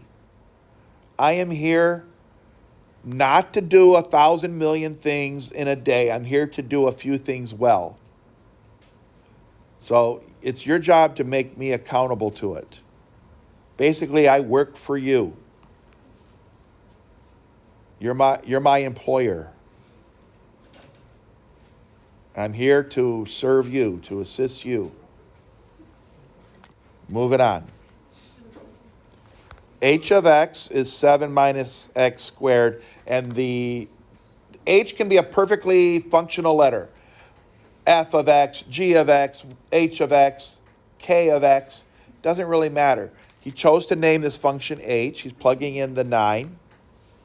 So h of 9 will look like 7 minus 9 squared. All right. I really need to hear the whole class give me this answer because I don't think this is that bad. So I'm going to pause for a minute. Matter, I'll even pause my recording while I count down. Let me hear the class answer. Say it again. Louder. No, I'm not getting anybody. Who thinks they know the answer? Should be everybody. I just heard the answer. Loud. 88. Is it 88? Anybody agree with 88? I can see where 88 came from. Anybody have something else? Now everybody's afraid to say because they already have a different answer. Who disagrees? What do you have? A 74? Positive 74 or negative 74? I hear both. I'm talking about the 7 right there, the positive. We're taking away, so we're doing the negative. All right, well, let me see what I have. I'll keep the 7 because order of operations say I should go left to right and do the exponents first. 9 squared is? 9 squared is 81. Now it's 7 minus 81. I know what maybe somebody did. I think somebody in here took the minus 9 and squared the whole thing. But that minus is not being squared. I don't see a parenthesis around that minus. That minus, the only thing being squared is the x. So it's technically a positive 7, and you're adding it to a negative 81. The answer should be negative. And I believe the answer should be the negative 74. So how many of you thought it was that to begin with, but were afraid? Several of you. It happens. Don't be afraid to be different. All right? 2a plus, what happened there? Beginning of this assignment. Then there was this page. And if you didn't do any of it, well, there you go. You can get it all done. And the last page. Actually, that's on Tuesday, okay? Well, next page. This is the fourth page of notes. Obviously, they're getting harder. Now, the question is, do I need to work them all with you right now? I'll do another set, and then I'm going to want you to work with somebody to finish up a few of the answers. So let's see here. Function is P, plugging in a positive 4. So P of 4 would look like this. Everywhere I see an X, I put a 4. 4 plus the 1 over 2. And there's a 4 with that X. That X right here. So I'm going to put that in a parenthesis so I can keep it separate from the 2 and then square it. Plus a 4 times the 4. I put it in parentheses. Minus the 13. So now it's just a matter of doing left to right. I would probably do the whole numerator first right now. May as well do that. In other words, do the numerator first, and then worry about the denominator one step at a time. Some of you are going to be so good after you practice 20 of these, you probably could do that step. You could probably do all of that. You could probably do that. And then you could probably do less steps than I'm going to do. And that's okay, as long as you group it in the right way, that the order of operations will still give you the same answer. So I'm going to go, like I said, I'm going to do the 4 plus 1 is a 5. Oop, wrong pen. 5 over. I'll keep it simple for those of us who are not proficient 100% yet. The 4 squared is a 16, so that turns into a 2. You can use a dot to also multiply 16 plus a 4 times 4 is also 16 minus the 13. So now when I think about what's happening, my next step, I'm going to still keep the 5 on top, but then I have a 2 times 16 is a 32. Then I have a plus 16 minus 13. I'm just going to write it out. Plus 16 minus 13.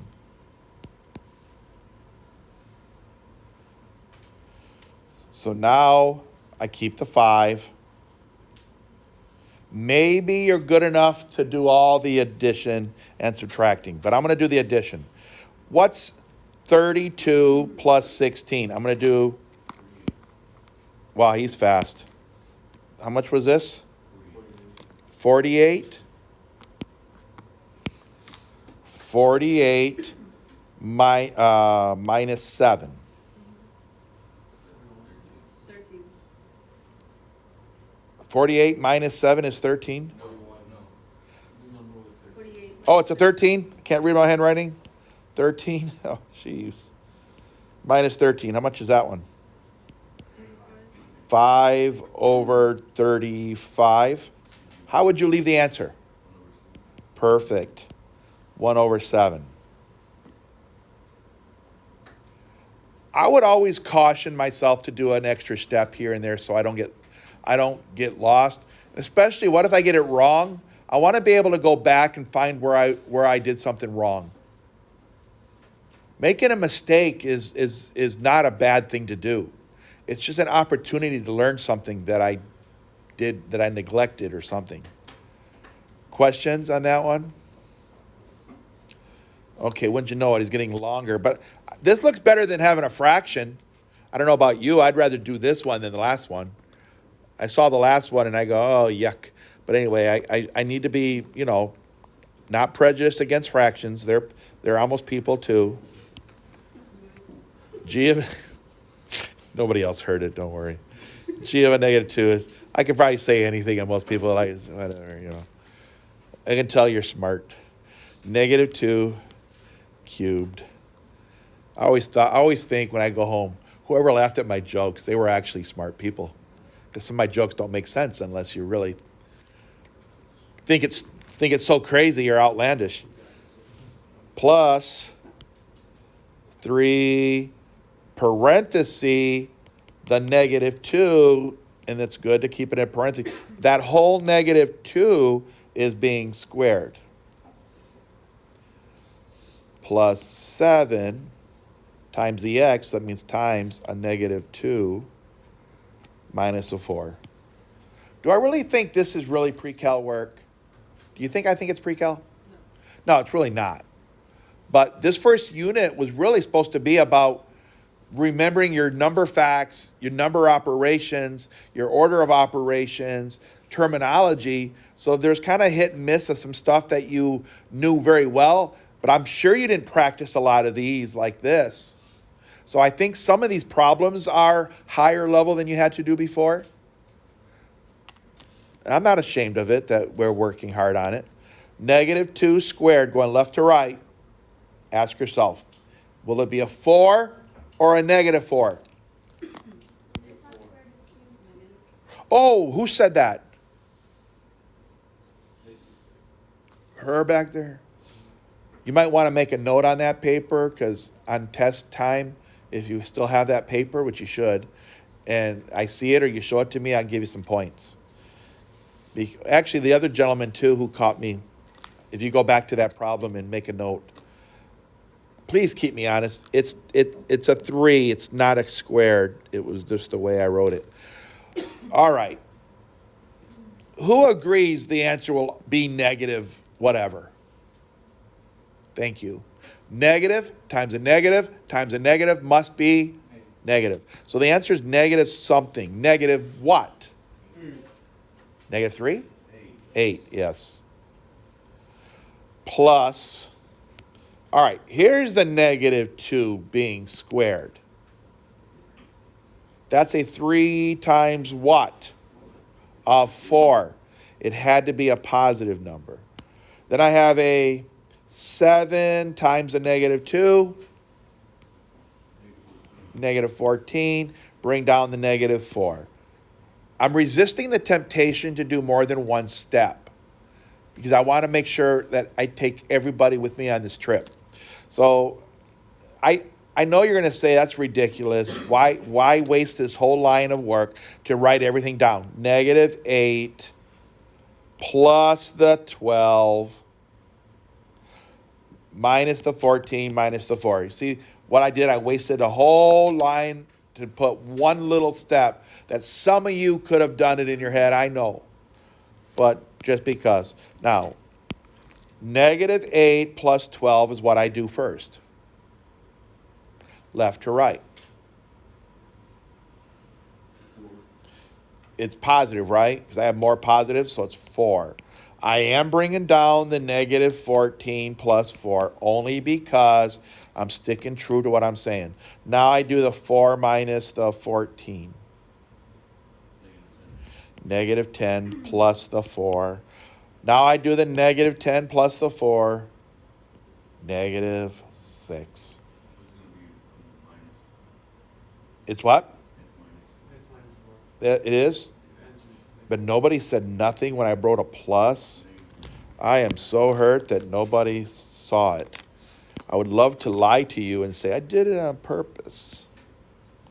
So what it becomes? Not a negative 6, it's a negative, how much?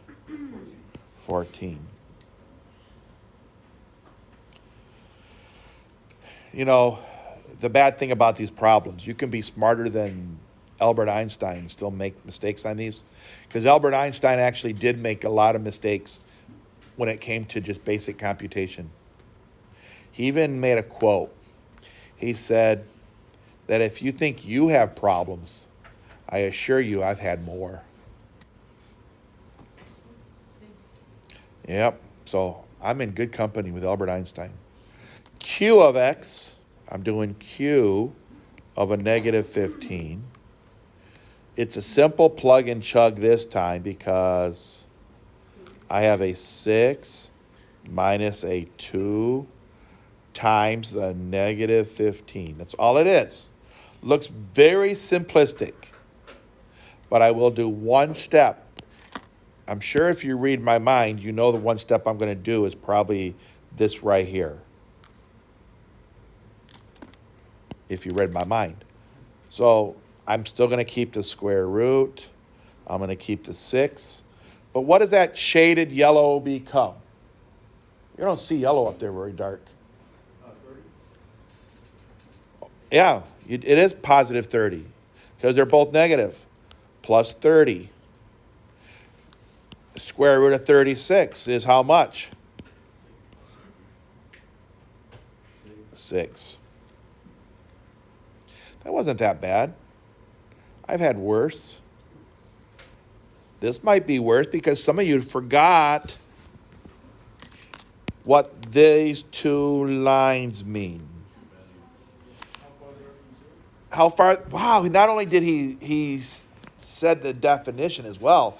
How far is the number from 0? So it can never be negative because it's just a plain distance. Whether you say how far I am from Raymondville versus how far I am from Brownsville, it's going to be a positive number. It's going to be 21 miles to Raymondville from here, and Brownsville probably roughly 24. But one's north and one is south. We don't care. We don't say, oh, Raymondville is 21 miles north. Nobody says that. Not when they ask you, how far is Raymondville? They don't care what direction it is. Now, if they say, which way do I go? That's different, all right? So I'm going to plug everything in. P of a negative 10 should look like the absolute value on the left side here. 1/2, or is it a negative half? I can't tell. I wrote on it. Negative? No, it's just 1/2 times the negative 10 minus the 14, and I close it off. Does that look about right? What do you think the hard part in there is? Yeah, some people don't know how to handle that. And it's a what? Yeah, you can read it left to right. What's half of a negative 10? Or you could even say 1 times a negative 10 is a negative 10, and 2 times 1 is 2. A negative 10 divided by 2 is still the same answer, right? You can read that a lot of ways. So absolute value of negative 5 is what I'm hearing. Then I have this minus the 14. What's a negative 5 minus 14? Absolute value of a negative 19 is, how far is negative 19 from 0? Just plain 19. Whoop, I didn't have that symbol. So can you see how the author is just reviewing some notation with you? Because you're only human, you know, most of us are. This is different. We literally have the x as our exponent. That's called an exponential function. That's another chapter, but still, you've used it before. F of 4 is 5. Oh, this time he put the dot in front just to show you times, but he didn't have to. He could have just left it as a parenthesis by itself, but I kind of respect him for doing that to show it to you like I showed you earlier. And that's a negative 3 now to the 4th power. So what do you think the first step I'm going to do? Would I want to do the 5 times the negative 3? I think that's why he put a dot, so you wouldn't accidentally do this multiplying first. You have to do this part first. So you got a negative 3 to the 4th power. Will that end up being positive or negative? Well, why? Because if it was an odd number, it'd be negative. That is the smartest thing I've heard today. Yeah. Yeah, you think about how many negatives are being multiplied. -3. I don't know if you can see what I'm writing up there because it's way too high. -3 times -3 times -3 times -3. These two cancel out. These two cancel out. So you're losing them all. So with that being said, that turns into 5 times how much? 81. 3 times 3 is 9. 9 times 3 is 27. 27 times 3 is 81. Yes, sir. Couldn't you just do two of them and then multiply? You could have done the 2. And that what he's saying is -3 times -3 is a 9. -3 times a -3 is a 9. 9 times 9 is still 81. Yeah, works that way just as well. 5 times 81, who could do that in their head? What? 405. I don't know how he did it so fast. I was thinking 5 times 1 is a 5. 5 times 8 is 40. That's what I was thinking. That was a lot. He did it faster than me. Where are we at? Okay, he's using the cube root. A of 17 there's a negative. There's my cube root with my little 3 in the index there. That's a 2 times the 17 minus the 7.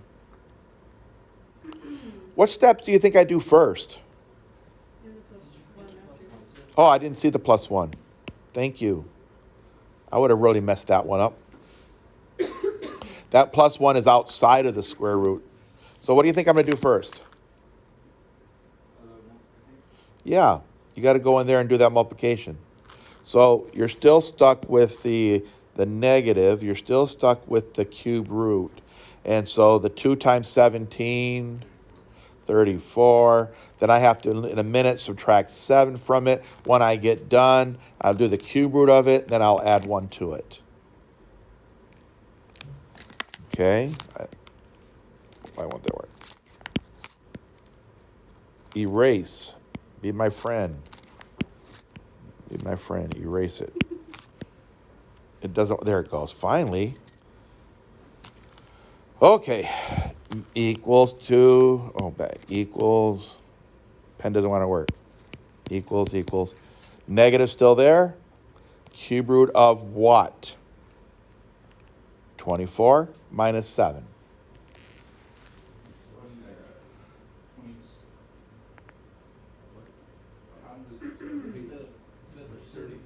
Oh, it's 34?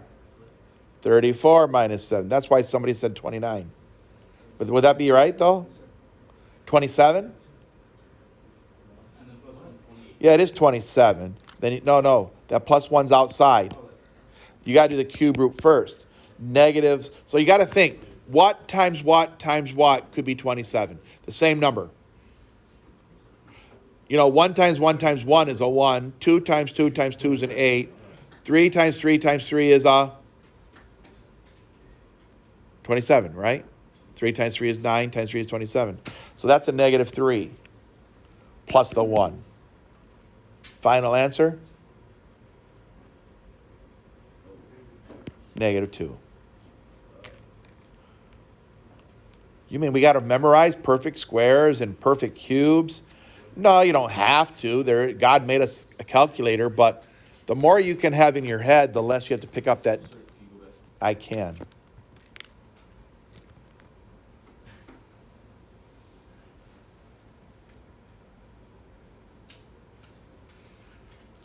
Any questions there? Yeah, I think he's lost on how you got rid of the square root. How I got. When you have a cube root of a number, you have to ask yourself, what number multiplied by itself the 3 times gives you 27? Yes. So 1 times 1 times 1, I said, the cube root of 1 would be 1. And 2 times 2 times 2 is 8, so the cube root of 8 is a 2. 3 times 3 times 3 is 27, so the cube root of 27 is a 3. So this became a 3, but that minus came from the outside of it.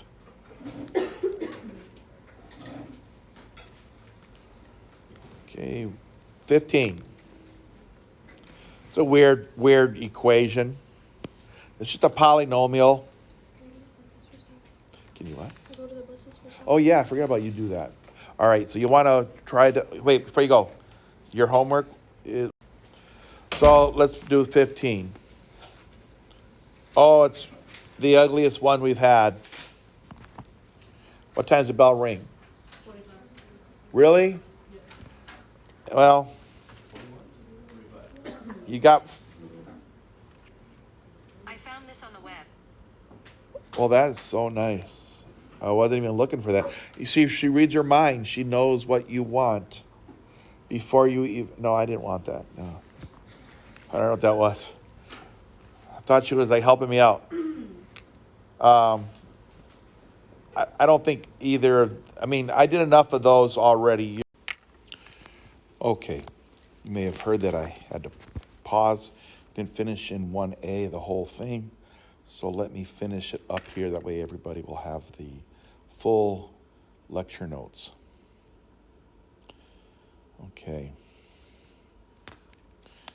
Let me get that adjusted right.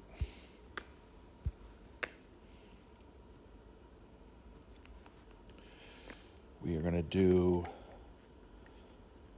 another functional evaluation. This time, I'll be plugging in 3y squared in place of the x. So that's what's happening.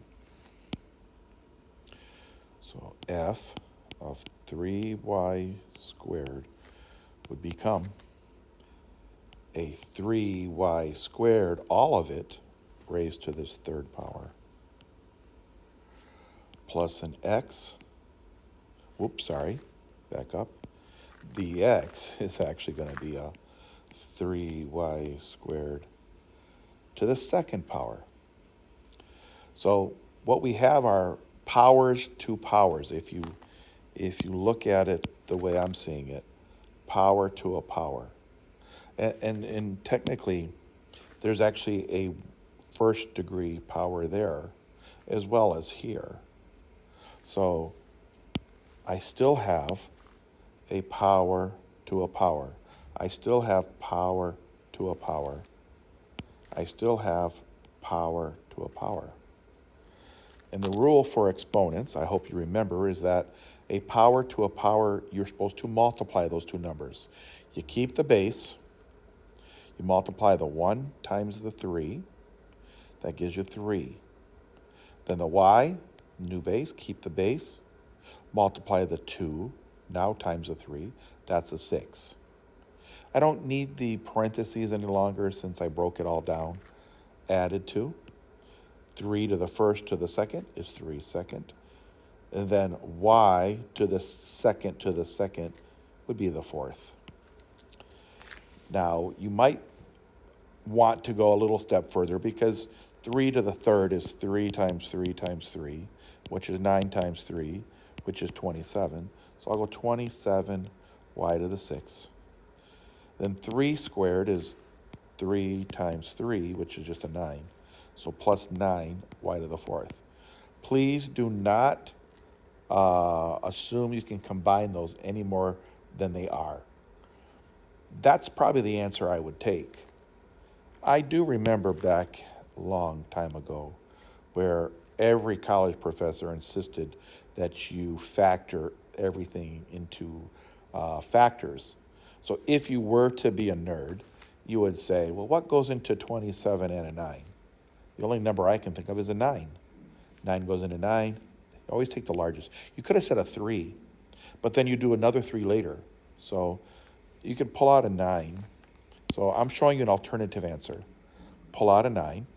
And then you have y times y times y times y. And here you have y times y times y times y times y. So there's 4 of them that they both have. So I can pull out y to the 4. That leaves 9 times what is 27, a 3. Y to the 4th times what is y to the 6th. Well, you're missing 2, so it's y to the 2nd. Plus, you already pulled out the 9, so there's an invisible 1. And you already pulled out the y to the 4th. So the whole thing is just a 1. That would also be an alternative answer.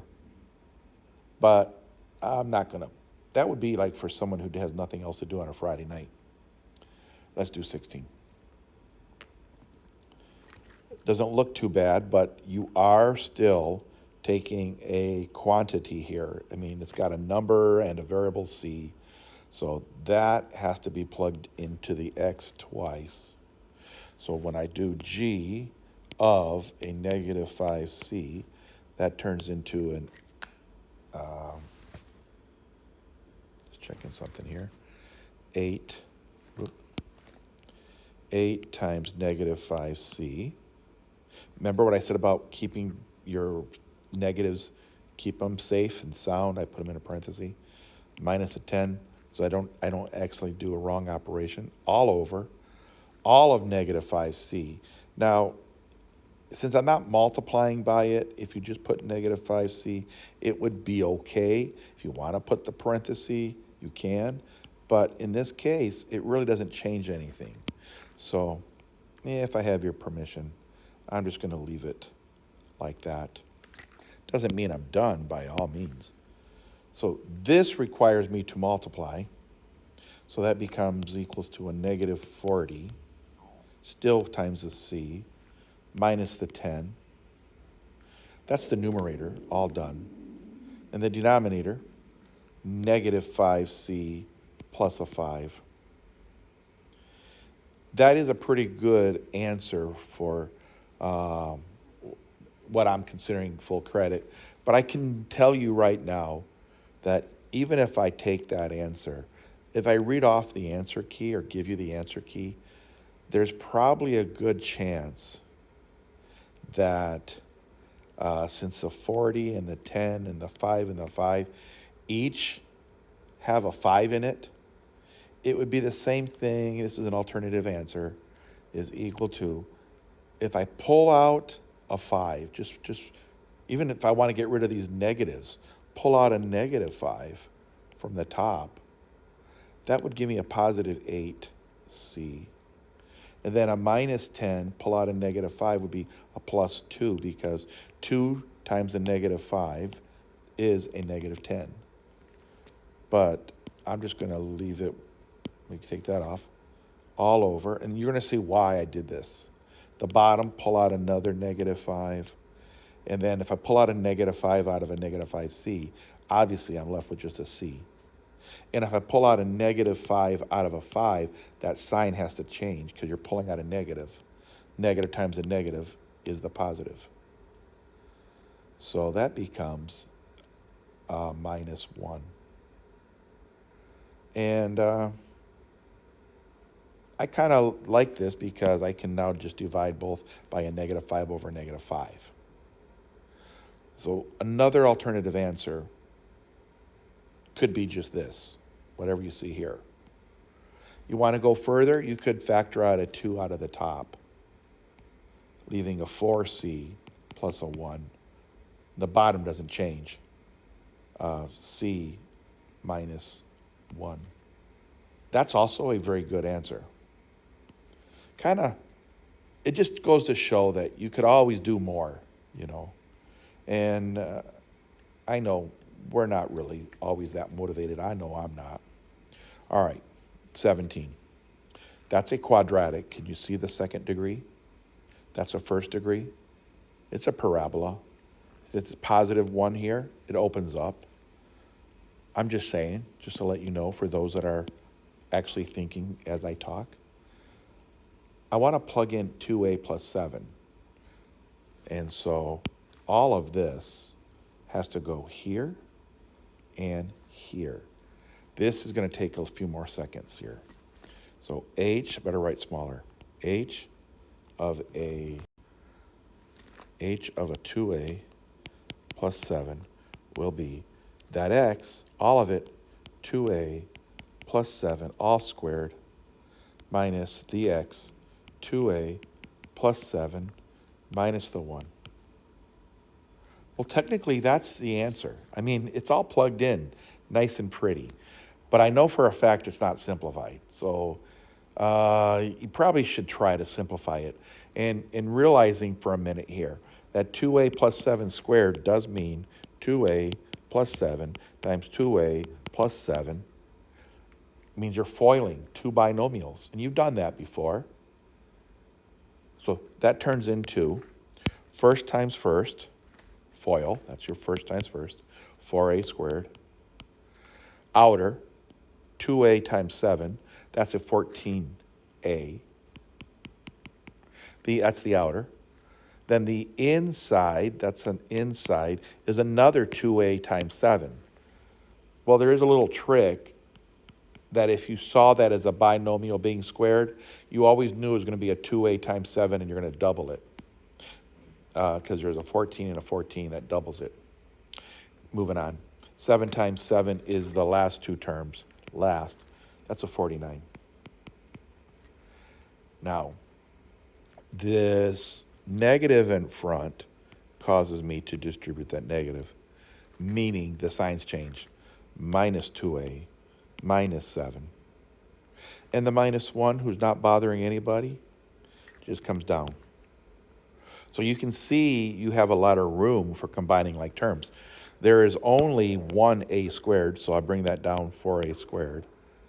You end up having two of these terms, which is 14a plus 14a. And I did tell you, you're going to have these two multiplied together, and you're going to double it, plus 28a. Oh. I'm going to leave that for right now, 28a. Plus the 49. The 49 goes with the negative 7 and the negative 1. And you're going to see what's going to happen. 49 minus 7 is a 42. 42 minus 1 is a 41. And I didn't see this minus 2a. Well, if I would have seen it, I would have combined it with this one right here. So the final answer that is the best answer, 4a squared, 28 minus 2 is 26a plus a 41. Assuming I'm right. I make mistakes all the time. All right. Please make this easy. And it's not. Because now I got an m minus 1, and it's going to be cubed. Well, thank you for nothing. K of m minus 1 will be 4 times m minus 1 cubed plus 7. I'm lazy just like you. I would love to say, I'm done. That looks good. And it technically is the correct answer, but it's not simplified because I really needed to do the m minus 1 times m minus 1 times m minus 1. Well, I can do these two really fast. That's going to be an m squared minus 2m, because remember what I told you? If it's the same thing, you just multiply that together and double it. Then minus 1 plus 1. All of that has to be multiplied by another m minus 1. So that's going to take the time. And don't forget, I'm still going to say that's all equal to that plus the 7. Watch me forget the plus the 7. I'm probably going to forget the plus the 7. That's just like me. Okay, there's 3 terms, 2 terms. I'm going to create 6 terms, 3 times 2. Some of them will combine. M squared times m is m cubed. M squared times a negative 1 is a negative m squared. Negative 2m times m is a negative 2m squared. Now, if I'm going too fast, the advantage of watching the video, you can always pause it. You can always rewind it. Negative 2m squared. And negative 2m times a negative 1 becomes a plus because there's 2 negatives. Plus 2m squared. Okay. Only got 2 to go. 1 times m, you're right, is m. 1 times a negative 1 is negative 1. And so my answer equals to all of that. Let's not forget the plus 7 out here. Okay, here it goes. How many m cubes do I have? I only have 1 term. So you know it's going to be m cubed. I have a negative 2m squared. I have a, did I do this right? Plus 2m squared? Guess, I hope I did. If I'm not, I'll give you extra credit if you tell me. That goes to 0. Wow. I wasn't expecting that. I hope it's right. Let's see. I'm curious. Negative 2m.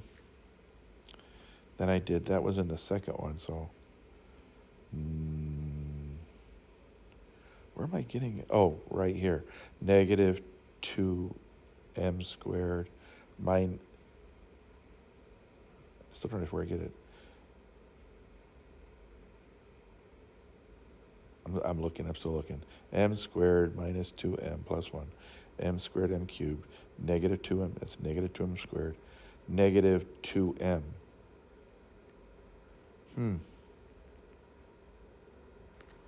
I bet you I messed up. I'm going to have to do it again. M squared minus 1 squared. Because it was a minus 2m squared minus plus 2m. Yeah, it's just a plus 2m. It's not a squared. That one is gone. Okay, I caught my mistake without finishing it. M squared, then the minus m squared, this one, minus 2m squared gives me a minus 3m squared. That looks better. And then a 2m plus an m gives me a plus 3m's. That looks a lot better. I'm not going to give you the secret. Oh, and then minus 1 plus a 7 is a plus 6. There's my answer.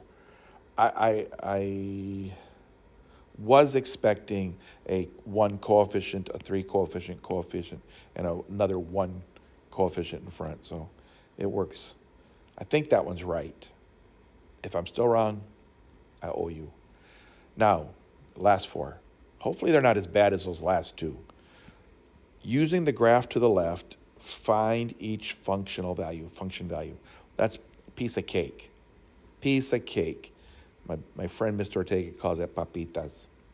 So function evaluated when x is 1. I go to x is 1 right here. Here's x is 1 right here. But you have to touch the function. So I'm going to trace all the way down. It's that point right there. That's the functional value. So the y value, this is the x value. It's a 1. The y value will be the answer.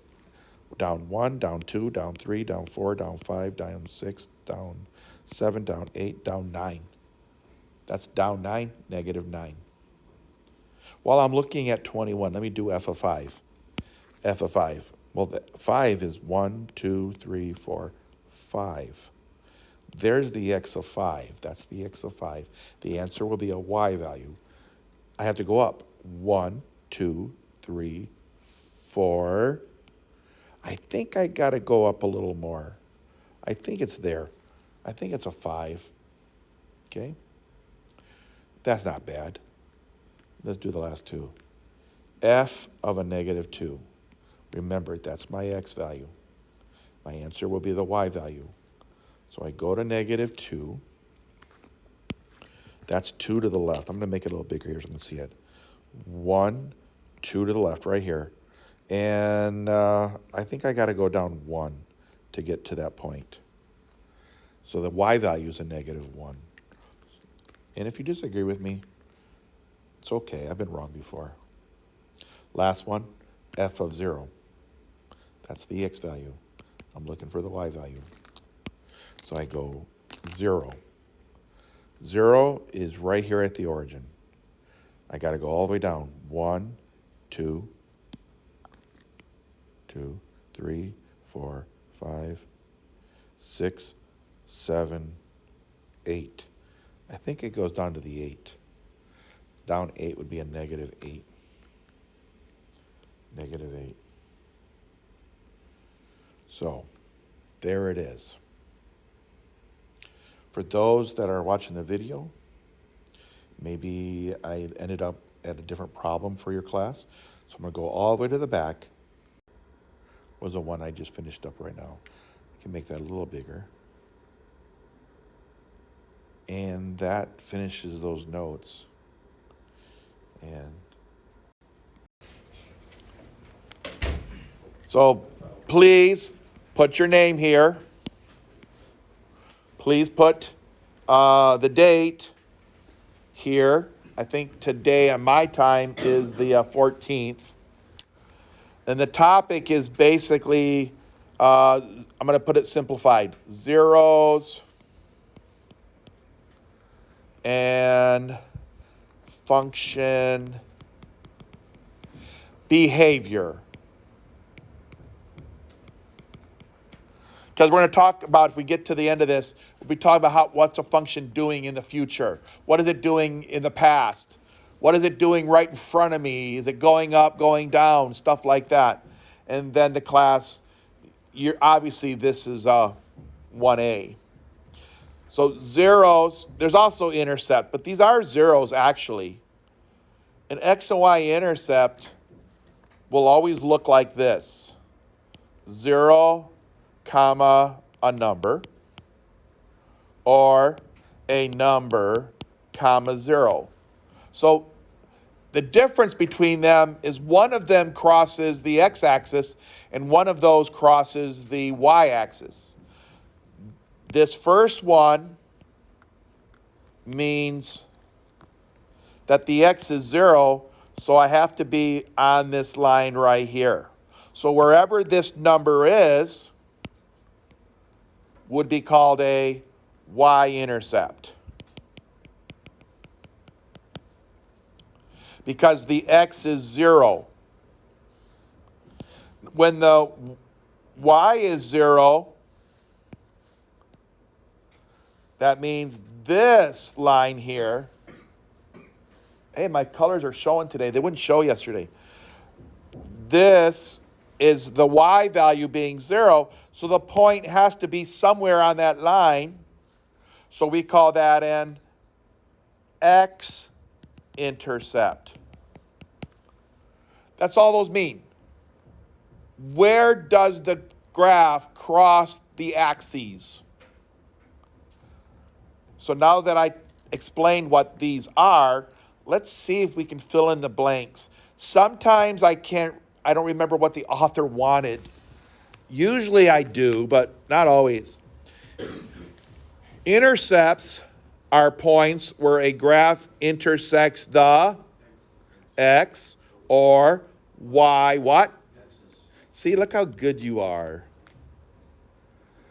An x-intercept occurs where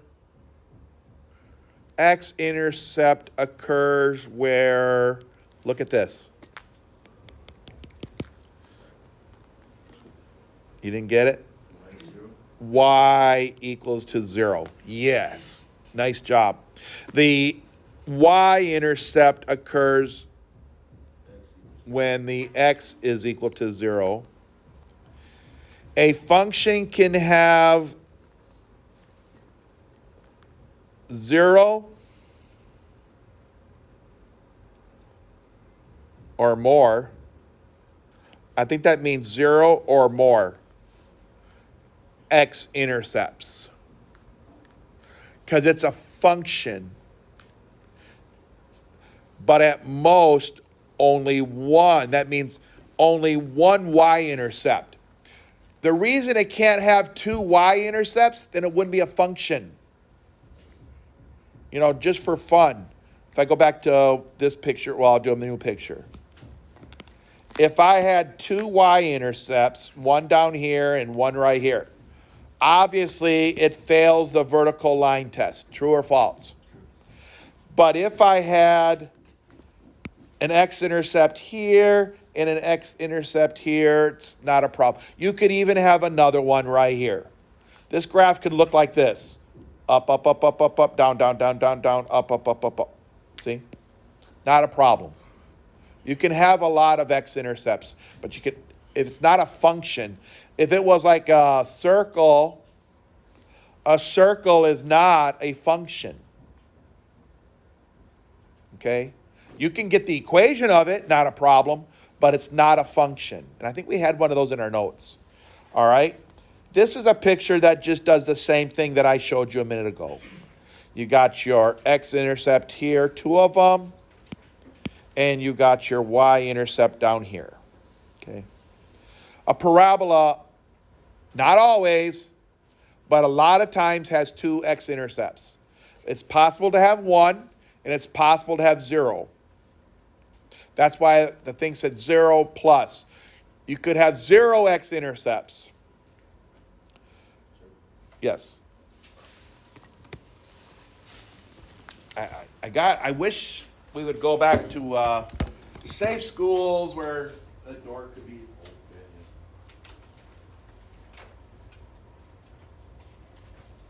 I thought you were up there. I'm going to get you. Oh, she stood me up. She was reading. What did the Wicked Witch say to Dorothy when they were flying in the clouds? Says, I'm going to get you, my pretty, and your little dog too, right? You don't know Wizard of Oz? All right. Identify. He didn't say solve anything. Just identify if they have one. Does it have a y-intercept? Yes. Right here? Yes. It does. And does it have an x-intercept? Yes. Kind of harder to find. Can you tell me where it is? 4. Probably here. So I don't know what, I'm going to put the ordered pairs, okay? I'm going to put the ordered pairs. I'm going to put the y-intercept, this one here, being 0, comma 2. I'm going to put the x-intercept, 5? No, 4. Oh, 4, comma 0.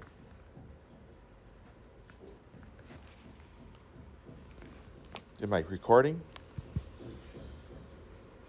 Yes. I thought I wasn't recording. And that's what I hate hearing myself when I play it back. I said, did I really say that out loud? I mean, I told you my videos will not win any awards. They're just raw. Okay. You okay, Mr. Reese? Now, look at number 2. Let's list them as I find them. Left to right. What's the first intercept you see? You see an x-intercept here. And so that point is? 6. No. -1 what? 0. Is there another intercept as you go left to the right? On the 2, 7. Up here? Roughly there? Is it up at 7? That's 6. 1, 2, 3, 4, 5, 6. You think it goes higher? No, it doesn't go to 7. So I think I'm going to call that 0, comma 6. Are there any other intercepts? Where? Right here? Positive 2, 0. 2, 0. There's another one? Positive 3, 0. 3, 0. Is there anything else? No, the one in the middle is a 3, 0. 1, 2, 3. Oh, I didn't even see it. There is one here. Wait, that's the 3, 0. Oh, that's a 2, 0. What? Okay, 1, 0, 2, 0, and a 3, 0. Oh, that was sort of confusing. By the way, this equation would be an upside down 4th degree equation. The exponent's a 4. How do I know? I count the number of turns. 1 turn, 2 turn, 3 turns. The number of turns is always 1 less than the degree of that polynomial. I always throw that stuff out at you because I know you've seen it and heard it. So I'm just trying to remind you. Number 3 is called a rational function because whenever you have an asymptote, we've talked about that before, this imaginary line that I'm drawing with dots, sort of, is a line that the function never crosses or touches. But that doesn't mean it doesn't have any intercepts. I see one right about here. What is that intercept called? It's called a 2, 4? It's not a 0, 4. That'd be a -4, 0. I don't go up or down. As I keep going to the right, keep moving to the right, is there any other intercepts that occur? 2, 0. 2, 0. I don't think that's a 2, 0 either.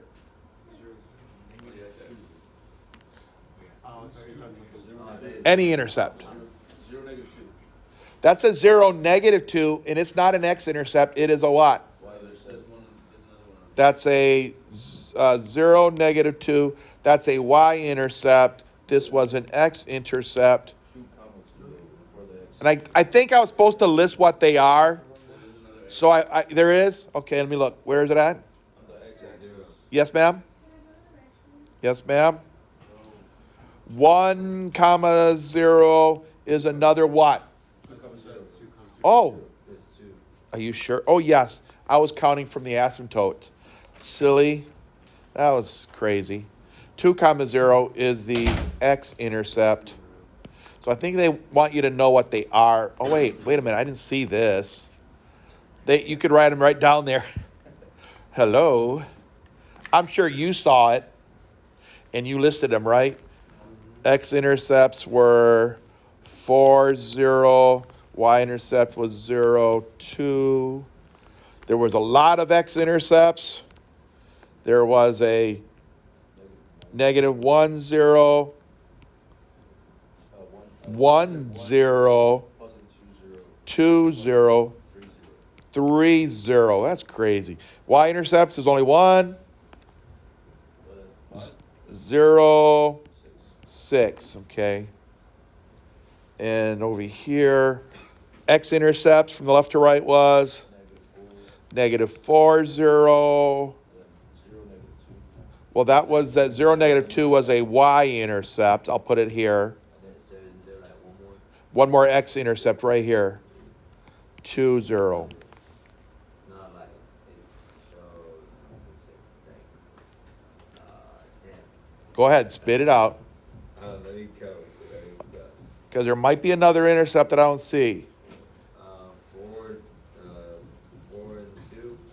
1, 2, 3, 4. 1, 2, 3, 4, 2. 4, 2 would be up here. And then it's like -4. -4. At -4, there was one here. It was -4, 0. I think we wrote that one down. Yep, there it is. I think we captured them all. If not, let me know. Number 4. Are there any x-intercepts? I did tell you that a parabola may not have any. It never crossed the x-axis, and it never will because these arrows show that it's going up and over forever, so they never come back down. And there should be at least one y-intercept, and it's right here. Oh, you can't see that? Right here. Can you identify it? 4. 0 4. 0, 4. I got to take his word for it because I can't. It was 5. Yeah, it's 5. Okay, 5. Let me see. I'll zoom. Oh, 5. Oh, you 1, 2, 3. Oh, I marked the wrong spot because I was blind. It is a 5. Well, you see. Please. I know you all want to get old and get older. Not old, but you want to get older. But I'm telling you right now, it's way overrated. You get blind and everything. Of course, I always had trouble seeing. That is an upside down absolute value function. Not that you really care, but you will. 0, 4 would be 0, -6. 0, -6 down here. Y. Oh, yes, that is definitely 0. Come on, pen. Right here. 0, -6 is the y. 0, -6. Then 4 0 to the x-axis. right here, 4, 0. Then there's one at 8, 0. If you count right. 1, 2, 3, 4, 5, 6, 7. I can't tell. I think it's a 7. It's 3 0 and 7 0. Oh, that was a 3? Well, it is a 3. Who told me 4? Somebody. All right. Yeah, well, I don't know if you can get them longer. It's already a 10-footer. You can buy a 20-footer? Well, these already cost $20. So what would a 20-footer cost? Oh, I can afford that. Yeah, but probably got to get it on Amazon, probably, right? Walmart has a 20-foot. Okay. Do you remember the old days that your stuff you buy for your Apple, the stuff you buy at Walmart wouldn't work? It'd always say, that device is not approved or not. Oh, Yeah. That was a scam, you know that? Now they got the real stuff. Okay, what were the real answers? 30 and 70. 30 70. and 70. Why do I feel like this is too easy? Oh, okay. Cross at all. It doesn't. It doesn't cross the X. Or the Y. It does. This is a horizontal asymptote, and this one is a vertical asymptote. I'll call this like HA, and I'll call this one VA for horizontal asymptote. They never cross the axes. This only occurs with a weird rational function that we might look at someday. It's actually a very easy one. I think it's just simply y equals 1 over x. I think it's y equals 1 over x is that equation. Yeah. Someday when you care about graphing it, see if, so there's none and none. NA. No answer. NA will works. The word zeros. A real zero, even though I kind of hinted to you that intercepts were kind of zeros, but there's one that's rated higher than the other because it's the x-intercepts. X-intercepts are called zeros of the function. And the reason that they're called the zero, if you have an equation and you say like this, x squared minus 2 equals to 0. If your equation is solved for 0, it's equal to 0, and you solve this for x, in this case you will get 2 answers. But you're not going to like them. Just for fun, I'm going to write it out. X squared minus 2 equals to 0. That means we're looking for zeros of the equation. Plus 2, x squared equals to 2. Opposite of squaring is square root, plus or minus. X equals a positive square root of 2. X equals a negative square root of 2. Which square root of 2 is a perfectly good number. It's like a 1.4 something. And this would be a negative 1.4 something. So if I was to graph those zeros, here's 1, here's 2, here's negative 1 over 2. It would be about here and about here. Those would be where the zeros are. They're called zeros because they're on the x-axis. They are x-intercepts. Let's see what I got to fill in. To find the zeros, set y, hold on here. Set f of x equals to 0. Set your function equal to 0. That means got to move everything to one side and solve for x. To find the y-intercept, I know what they're trying to get at. If f of x equals to 0, that's the same thing as saying y equals to 0. Duh. The y is 0 on the x-intercepts, isn't it? Yes. And to find the y-intercepts, To find the y-intercepts, find what happens when the x is equal to 0. You did that in Algebra 1, but I'm sure you all forgot it because you didn't need it. Yes, sir. Yes. So I hope we get to practice a couple. Happen yet. All right. So find the zeros and the y-intercept. So to find the zeros, this is actually equals to a negative absolute value of x minus 5. I don't always want to do this step, but I'm making sure you understand that these are the same thing. What we do is we force this to be a 0. Well, the good news, everything is already on one side. Negative absolute value of x minus 5 plus the 3. Now, I don't really like this problem a lot because it's solving with an absolute value, and you guys didn't do that for a long time ago, if you even did. Because some teachers back in the old days, if they didn't feel comfortable with a topic, they didn't cover it. You had some of those teachers. I knew them. But anyway, to get rid of the plus 3, because I have to solve for x. So I'm going to go minus 3 both sides. That gives me 3 now is equal to a negative of the absolute value of x minus 5. Say it again. Thank you. I dropped it. I don't know why I did that. If I was playing basketball, I'd have been booed. All right. Now, I got to get rid of that negative in front. To get rid of this negative, you just divide both sides by a negative, which means the negative 3 becomes a 3. And then this becomes just an absolute value of an x minus 5.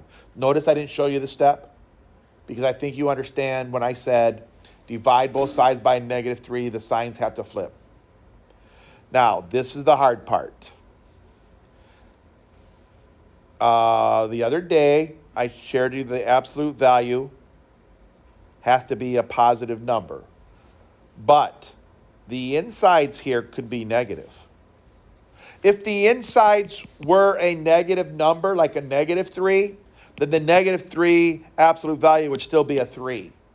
So what we say, we do this work. We say the insides could be a 3 the way it is, or the insides could be the opposite of 3. Because if the insides were a negative 3, the answer still would be 3. True or false? If the insides were already positive 3, then you're good. The absolute value of 3 is still 3. So now we solve these two equations. So there's two answers. Add 5 to both sides. X has to be 8. Or over here, add 5 to both sides. X has to be positive what? Think again. Negative 3 plus 5. 2. That's a 2. So this has 2 zeros. Now I wrote too big because he also wants me to find the y-intercept. So I'll write smaller next time. This was the x-intercept work. And this is the y-intercept work. Y-intercept's the easiest. Just make x equals to 0. Just do that and plug it in. So this is a y equals to negative of the absolute value of a 0 minus 3. No, minus 5, I'm sorry, isn't it? Minus 5 plus a 3. So now go back to the left. Y equals to, because we're looking for the y value anyway. You're looking for the y value. And I'm going to come back and finish something for a second. What is 0 minus 5 inside here? And operate the absolute value? 5. Bring down the plus 3. What is that? 8. So to be totally, okay, so down here. My zeros were 8, 0, 2, 0. And why are the y 0? Because I made the y's a 0. I made the y 0. Say it again. On this one? Thank you. And the y-intercept will be the 8 as the y value because I purposely made the x 0. Now, yes. This should ring a bell with you in the sense that you did these for lines. Back in the old days, you only did them for lines. You never did them for a hard problem like this. What time does your bus leave? At 9:30. Okay. Where does it leave from? Out front? The west parking lot. Okay. So did you find the videos already from my the first one? What are they on campus? No. YouTube. You were in here.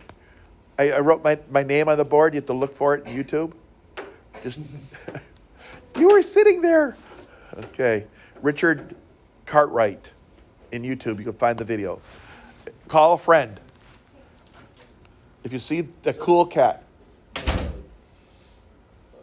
it says the zeros of that S. Where are you at? Where it says -8, 0 had to get the -8. Uh, Where? right. Oh, wait. Where was it? It wasn't negative. I was talking about that negative. Oh, okay. Thank you, sir. That's not the negative I was talking about. Oh, where are you talking about a negative at? I was talking about the negative on the true value. Yeah, the true value. Wait, so -5 Because it says minus negative. 8 or plus 8? Right there, look, you It's see to where it the says negative. 0, where it says y equals negative true value. 0 minus Y equals right here, up here. No, down, on the y-intercept. Y-intercept. Oh, here. Yeah, it says y equals negative true value. Plus Yeah, it was there was a negative in front of the problem right here. Yeah, so then what happens? It went away, I think. Hold on. it flips, does Doesn't it, No, maybe I messed up. doesn't it flip the 5? Okay, I messed up. Hold on. What was 0 plus a -5, we said? 0 minus 5? negative 5. And we did the absolute value? It was 5. So there still should be a negative there. That's what he's saying. Yeah, So the answer is not going to be an 8, is it? it's gonna be a negative 2. Wow, that guy's great. Make sure you put a note on your paper for extra credit on the next test or quiz, whatever comes up first. So I got to fix that. Oh, I'm so embarrassed. I can't post this online. No, man, he called it. He called it great. All right. It was teamwork. It was. Let's do number 8. So I'll divide this into 2 parts. Let's do the y-intercept first because that's the easiest. The y-intercept's the easiest because all I do for y-intercept is make the x equals to 0. So this is a y, so I write y equals to, that x becomes a 0, so it's 2 times 0 squared, minus 7 times the 0, minus the 4. It's the easiest one because you just plug in a 0 for x. And what is 0 squared? 0. Times 2. 0. Okay, what is a 7 times 0? 0. Minus 0, it's still minus, right? Still there. What is a minus 4? So a final answer? Negative 4. So that means at the, 0, negative 4. That was super hard, sir. Yeah, I know. Now, x-intercepts are always the harder because in this case, y has to be 0. So I'm going to write this out as 0 equals to 2x squared minus 7x minus 4. I'm going to say thank you that it's all on one side, but now I got to say bummer. It's a quadratic, and you have to, in order to solve this, since it's got a second power, you have to factor it. And I know based on the last time we talked about that, you didn't like it. But I'm going to have to just do it, all right? Now, I had a student in one of the classes, she has her own way of factoring. She uses a box, a rectangle. I remember that method. That was a long time ago. I didn't know anybody taught it anymore.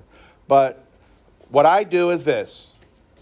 I'm going to go to the 2 times the negative 4 and say that's a negative 8. I'm going to find all the numbers that multiply to be a negative 8 at the same time add up to a negative 7. So one number has to be positive, one number has to be negative. That's the only way 2 numbers will be negative when you multiply them. So I have choices. I could do the 8 and a 1. One of those has to be negative and we add them together. Or I could do a 2 and a 4. And there really are no other numbers to try. Except for, you just got to put a negative on one of those and add them up and see, does any of those add up to a negative 7? If that's a negative 8 and that's a positive 1, that adds up to a negative 7. So, as a famous actor used to say, what did he say? I don't remember. Had to do with a chicken dinner. I don't know. Winner, chicken dinner. There you go. So here's what we do. We got 0 equals to 2 things being multiplied by each other. And since there's a 2 here, I go 2x, 2x. Because there's a 2 here. And one of the numbers has to be a minus 8. The other number has to be a plus 1. Now, it doesn't matter in this case to reduce it and throw it away because you don't have to since it's equal to 0. I can do this. 2x minus 8 has to be 0. 2x plus 1 has to be 0. One of the x's has to be what? Oh, sorry. One of the x's have to be what? 0. No. 8. In this equation, you would add 8 to both sides and divide by 2. That's a 4. In this equation, notice I'm not baiting you with all the steps again. Because I reminded you, and now you got to do some mental math. This equation, you have to subtract 1, then divide by this 2. X is, subtract the 1, and divide by the 2. Those are your x-intercepts. So the y has to be 0 because I made the y equal to 0 right here. And I even set it right here. So down here I'm going to write, you told me it was a 4, a negative 4? No, you told me it was a 4. 4, 0. And then the other one was negative half 0. Not negative x, negative 1 over 2. Now, if you truly need me to do these with all the steps, you have a right to see it again. If you want to see it, just let me know. Are you raising your hand? No. Doing my hair. Doing your hair. That's important. All right, so I'm going to move on. This one isn't going to be any more easier than the other one. Sometimes I think some of these are too hard that on a test, I probably wouldn't give it only because I'm going to be honest with you. I want you to understand at least, not the lowest concept, but in the middle. I don't need you to be, doing the hardest problems in the world to get an A. Most of my problems will be in the middle area of difficulty. So if you can follow along and do these problems, you're way overly qualified to get credit, okay?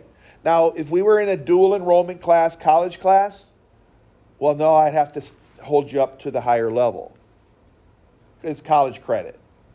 Your college algebra class, guys, is not much different than what I would be doing now.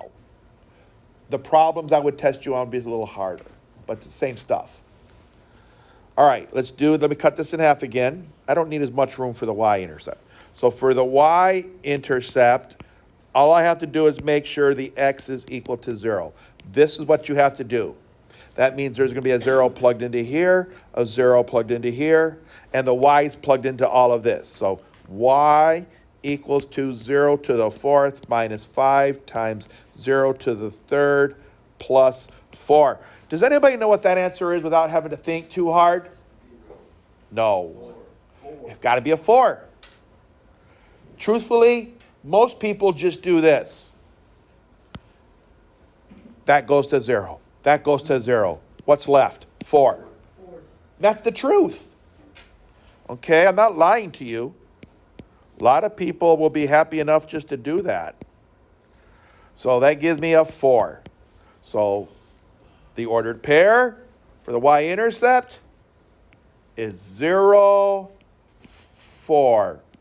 Because the x was 0 and I get a 4.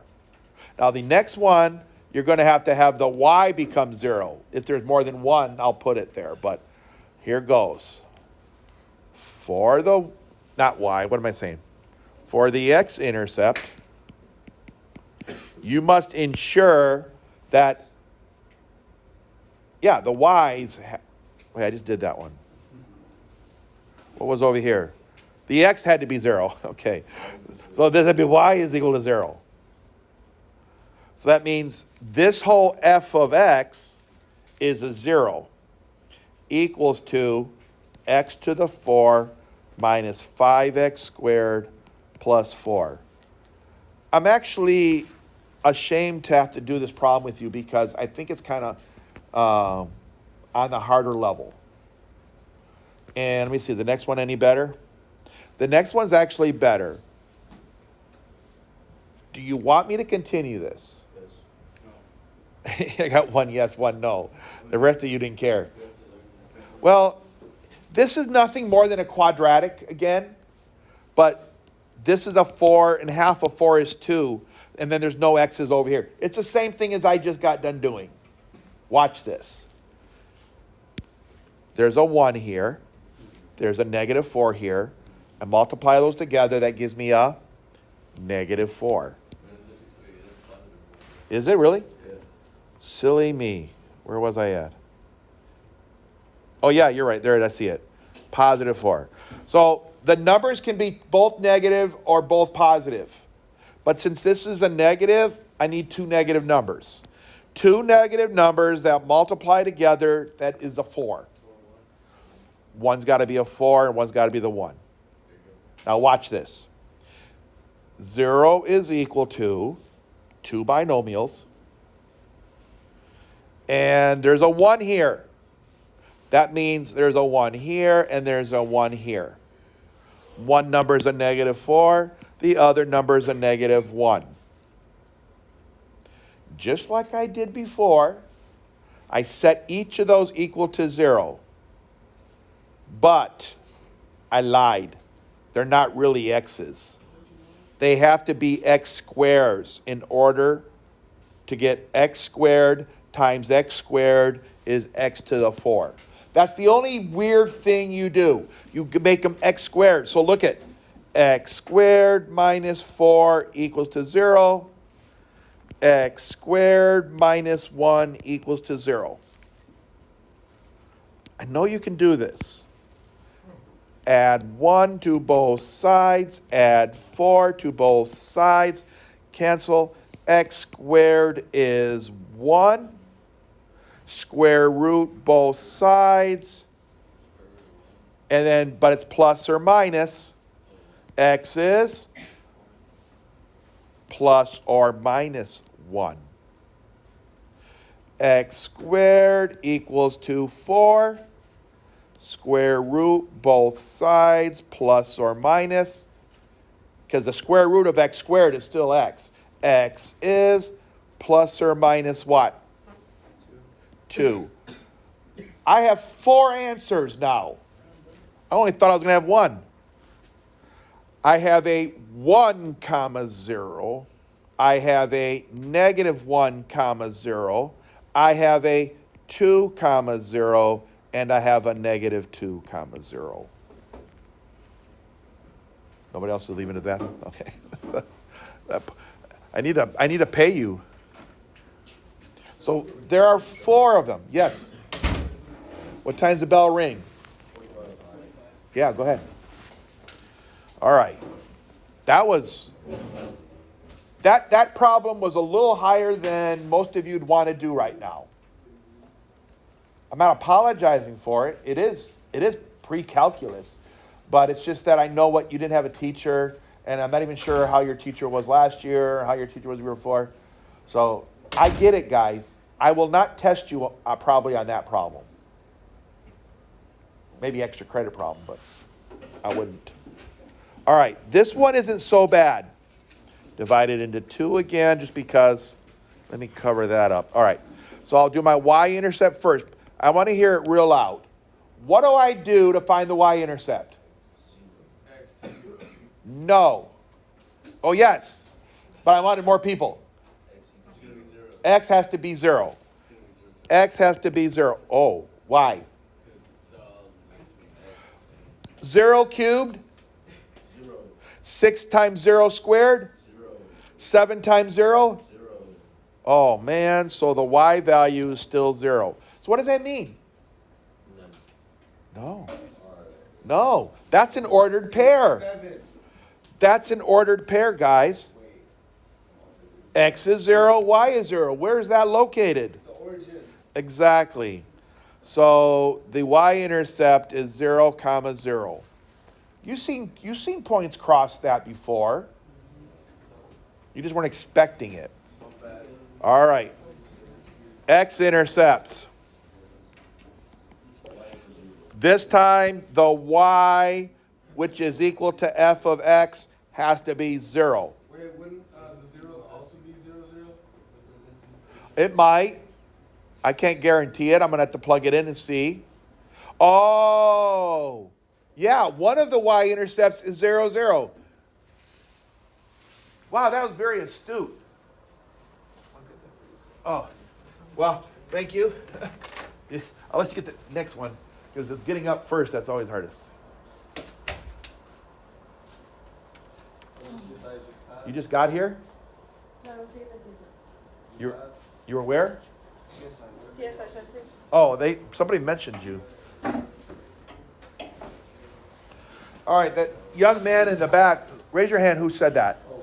Please put a note on your paper about that, because even it didn't cross my mind till I thought about it.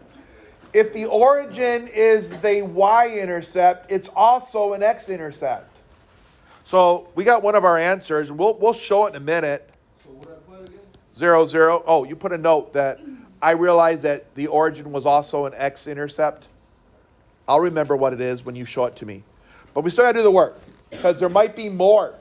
Matter of fact, I guarantee you there's probably at least one more, but I shouldn't always say that. It's possible that there isn't anymore.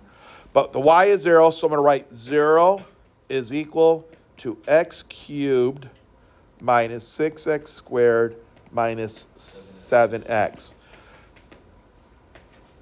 Guys, if you look at all 3 terms, they all have x's in it. Before I can really solve this, I should factor out the common term. And you're going to see something happen. Watch. 0 is actually equal to the x times an x squared minus 6x. If I'm pulling out x's, minus 7. No, it's not cubed no more. Because it was a cube, wasn't it? This was a cube, but I pulled out an x. If you use distributive property, it comes back to the original. I factored it out. And you should always factor out common terms if you can. It's just that most of the time we don't think about it. This time I thought about it because I did not want to solve a cube problem. They are hard to solve. But by pulling out the x, it's no longer a cubic anymore. It's just a quadratic. Which, by the way, guys, this should factor nice and pretty. Okay, I'm tired of you guys being too smart. Because somebody in here wants to know how you did that, how you knew it was going to be an x minus 7, x plus 1. How did you know that so fast? Because there's a 1 here, so you know it had to be an x and an x. And then a 7 times a negative 7 is a negative 7. So I needed two numbers. They could, one has to be positive, one has to be negative. That would be multiplied together to be a negative 6. And he figured it out. Negative 7 plus 1 is a negative 6. That guy is remarkable. So, is that your second time that you got something to say? Did I have you make a note before? No. If I did, you got 2 notes to put down. So since this is all equal to 0, guys, we're almost done. This term x could be 0. This term x minus 7 could be 0. And the last term, x plus 1 could be 0. So I have 3 x-intercepts. I have when the x is 0. I have when the x is a 7. I have when x is a... No. Yes. No. No. No. Negative 1. I know it. So we already had the 0, 0. So now I have the 7, 0. And I have the negative 1, 0. Wow. Let's see. There's 2 more on that page. Let's see, where was I at? Is it recording now? No, I didn't post it yet. So we started doing number 11 and I didn't get the whole thing recorded, but we did find out that the y-intercept is 0, 0 because the x has to be 0 for the y-intercept. But then we have a dilemma with the x-intercepts because we knew right away that 0, 0 had to be one of the x-intercepts. Because it's the only way that this and this and this could all have to be 0 to get the y is 0 right here. It's the only way this thing could have happened. However, there's more. We literally have to say, we have to factor this. Now I'm going to do the steps of factoring again. So, I don't know if it was somebody in here had a different method. It worked really well. My method is you take the 3 times the negative 10. That's a negative 30. Find numbers that multiply to be a negative 30 at the same time add up to a 13. Where am I writing? Oh, it's off. Sorry. And plus, it doesn't pay to do green. So I need 2 numbers that multiply to get to be a negative 30. That add up to a positive 13. Is that a positive 13? Yeah, it was, right? Yes. So what numbers multiply to be 30? Just think about 30 itself. 1 and 30? 10 and 3? 15 and 2? Let me write those out. 1 and 30, 15 and 2, 10 and 3. Now, one number has to be negative, one number has to be positive. So if you want to add up to become a positive, then the bigger one has to be positive. So which of those would add up to a positive 13? No, because one of those has to be negative. So if the big one is positive and the small one's negative, that only gives me a 7. That only gives me a 7. Try again. Oh, 15 and 2. As long as the 2 was negative. So 15 times a negative 2 is a negative 30. That does give me a positive 13. So this is what I do. I'm going to bring down my x just because it's there. I'm going to call this a 3x. 3x plus 15.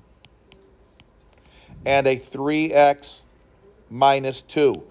The reason I use the 3x both times is because there's a 3 here. So it's completely factored. You may not like it. No one does. But I know for a fact the x can be 0, which we already knew that. I also know that 3x plus 15 could be 0. And I know that 3x minus 2 could be 0. Solve this one here. 3x plus 15 is 0. What can x be? I know you can do that almost in your head. 4? 5. But didn't we have to subtract 15 from both sides? Wouldn't it be a negative 5? Yes, no? Yes. Ma'am? Yes, ma'am? I don't know where there it is. So there's one of your zeros. How about the other one? Add 2 to both sides and divide by 3. Isn't it 2/3? Add 2 to both sides, divide by the 3. So what we do got down here, remember what we plugged in? We said the y had to be 0. So -5, comma 0 and 2/3, comma 0. There are my 3 x-intercepts. Now that really was more work than I wanted to do, but there was no choice. I could have done it by graphing and looked for them. All right, questions? You notice every time we have a factoring problem, it's almost like we have to relearn it every single time. Because nobody's made you do 100 of them.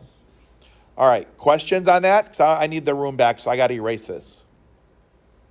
All right, let me erase this right up to here. So you're recording? What's that? Are you recording? Am I what? Are you recording? Yes. Yes. All right. I'll divide it into 2 again. We'll do the y-intercept first because that's the easiest. Y-intercept always occurs when the x is equal to 0. Can anybody do that in their head? I'm just curious.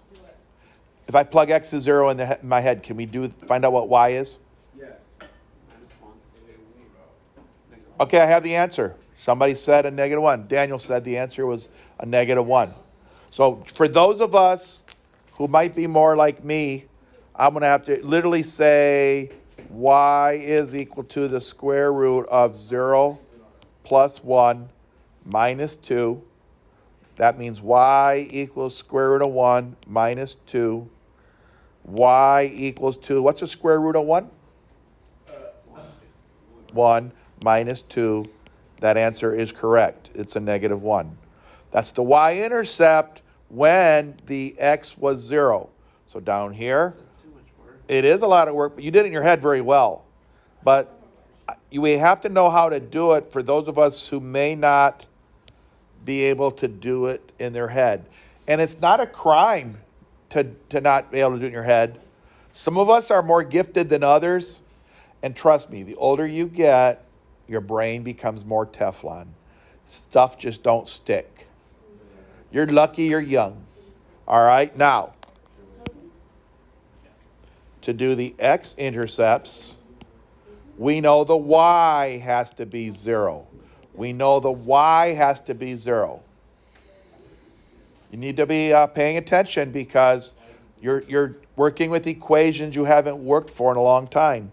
So that means this y is the f of x. So I go 0 equals to square root of x plus 1 minus 2.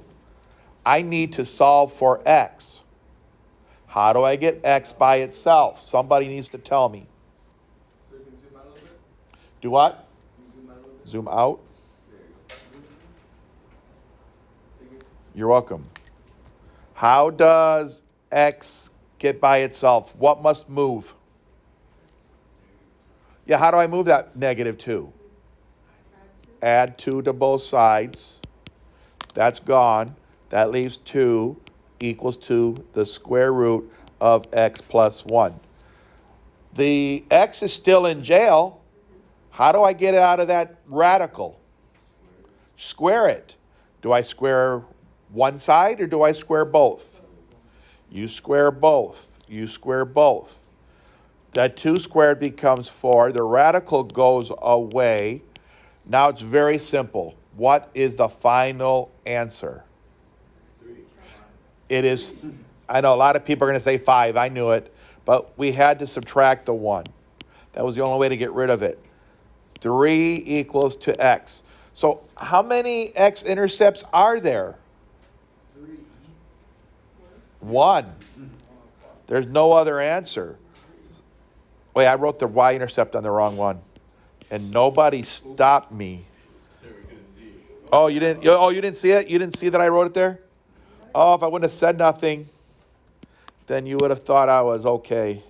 Oh, come on, erase, please. All right, so the x-intercept is, I need to get the marker back on.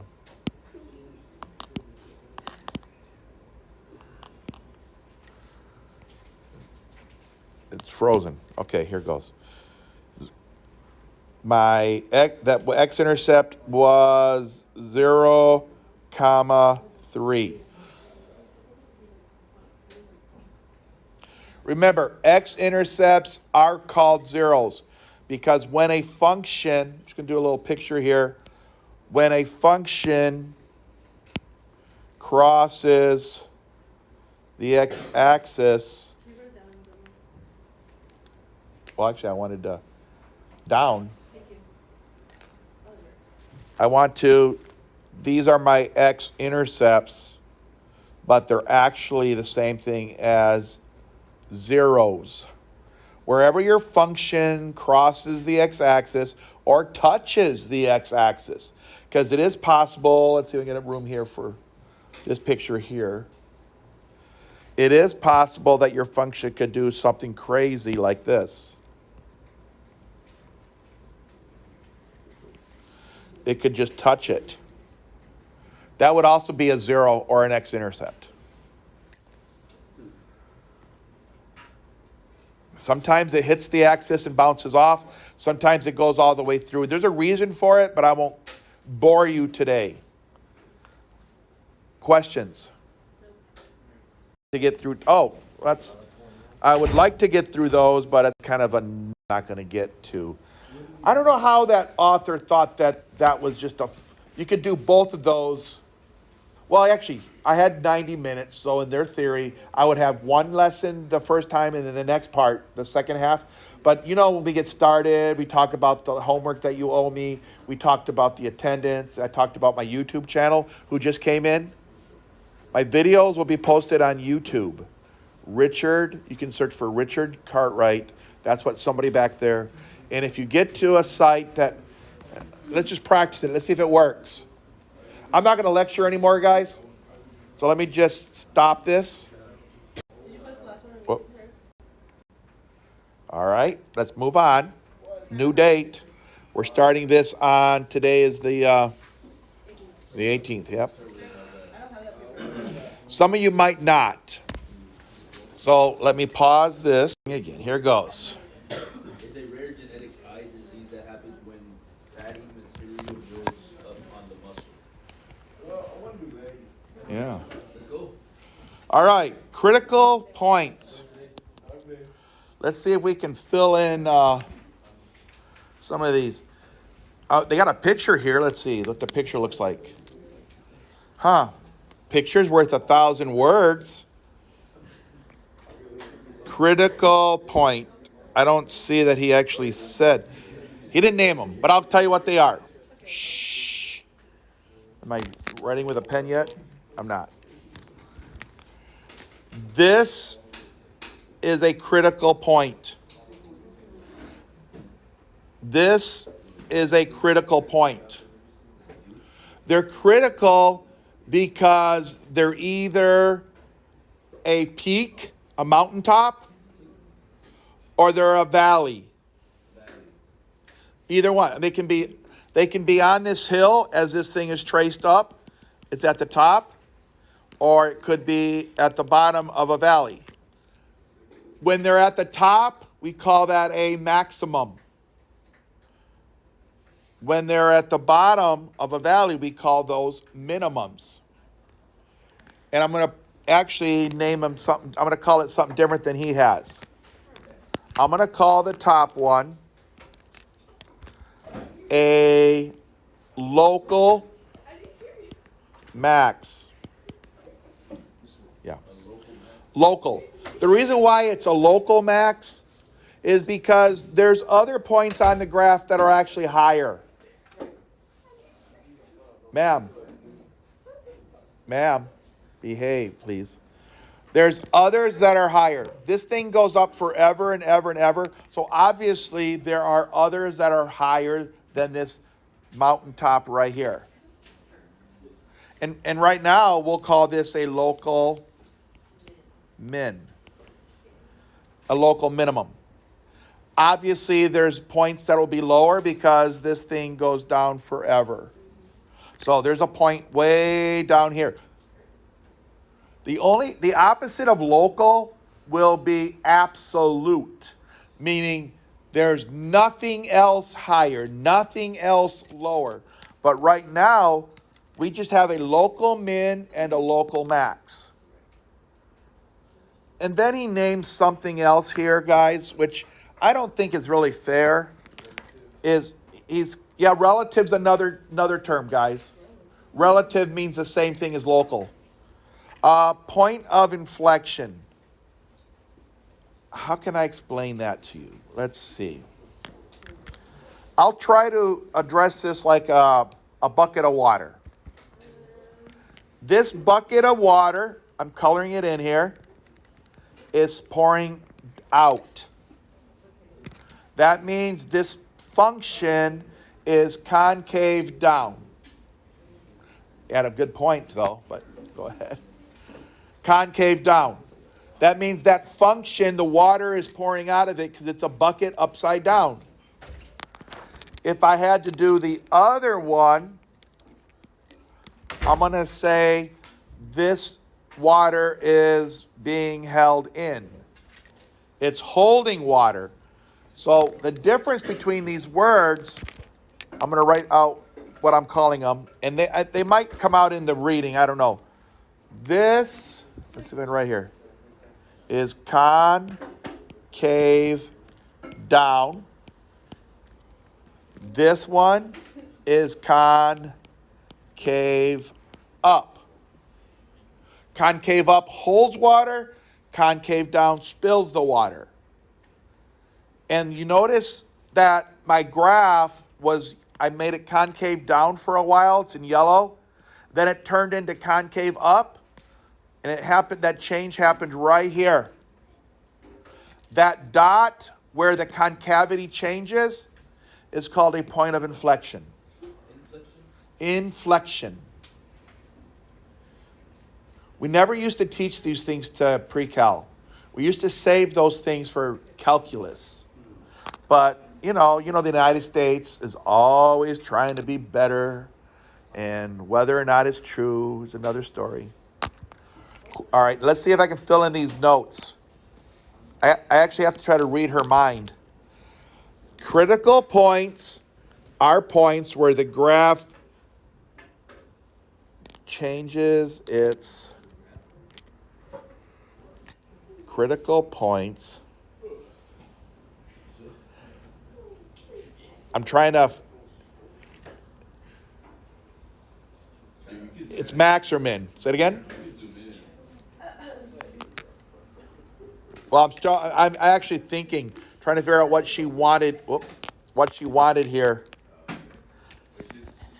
I mean, I just told you that critical points happens your max and mins.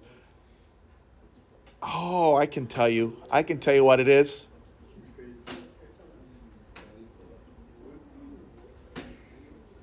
I'm going to put two words. I don't know if it's her answers. I'm going to say it changes its decreasing, or increasing. What do I mean by that? When the function is going up, like this one on right here, it's increasing. It's going up, it's going up, it's increasing, right? And the slope of it from left to right, it's a positive slope. If it gets to the top, the slope is 0, and then it starts decreasing. That very top is not increasing or decreasing. That's just where it became the top, the max. Then if you look at the other side, let me erase all of that so you can see a clearer view. This is a really complicated picture. So this picture, you can see that if you were going from left to right, if you're going from left to right, you need to realize that this dot to this dot from left to right is increasing. The slope is getting steeper and steeper and steeper. When it gets to the top, it flattens out. Flattens out. When it gets past that dot, then the function is called decreasing. You remember you used to talk about a line increasing when the slope was positive? Line is increasing when the slope is positive. And then when it slope was negative, it's decreasing. It's the same thing here. Now look what happens at the next critical number. The slope it's decreasing. It's a negative slope. When it gets to here, it levels out, and now the slope becomes increasing again. So you got to talk about, does the graph rise or does it fall from left to right? Well, it rises, stops, falls, stops, rises. Every time it stopped increasing or decreasing was a critical number. I'm going to stick with that answer, decreasing or increasing. My marker's too thick because it's writing too blurry for me. Let me make it smaller if it will let me. Well, I don't know how. Okay, there it is. Let's see if that's better when I write now. Extrema are where the point changes. I'm going to say the point where the graph changes slopes. Oh, that's really bad. Try it again.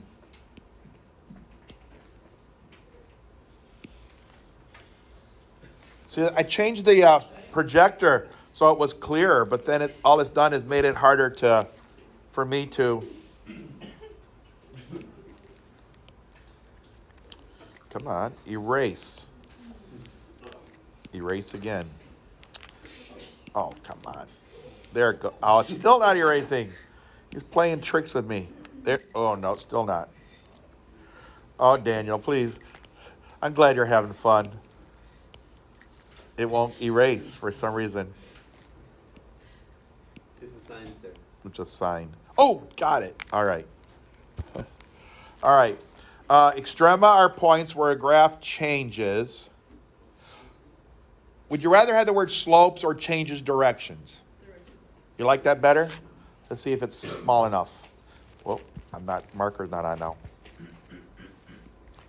Please don't embarrass me. Directions. Oh, good. Directions.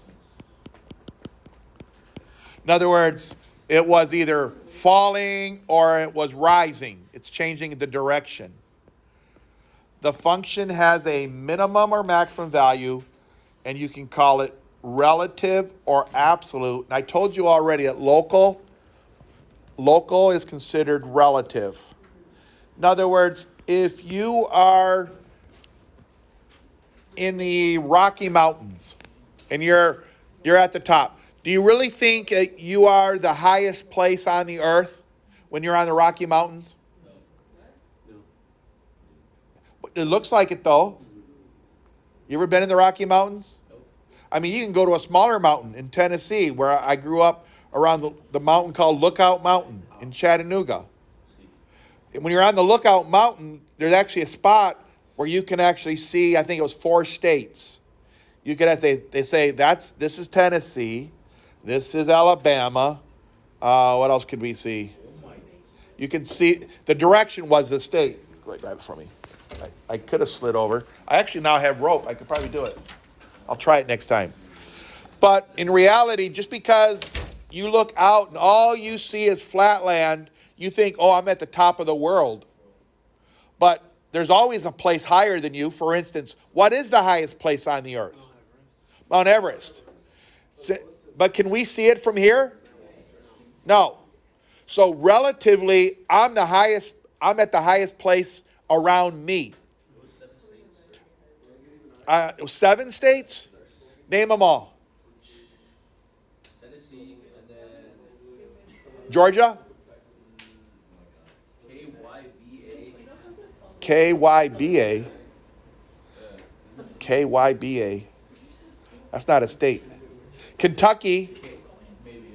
KY is Kentucky. KY and then dash C. North Carolina, South Carolina,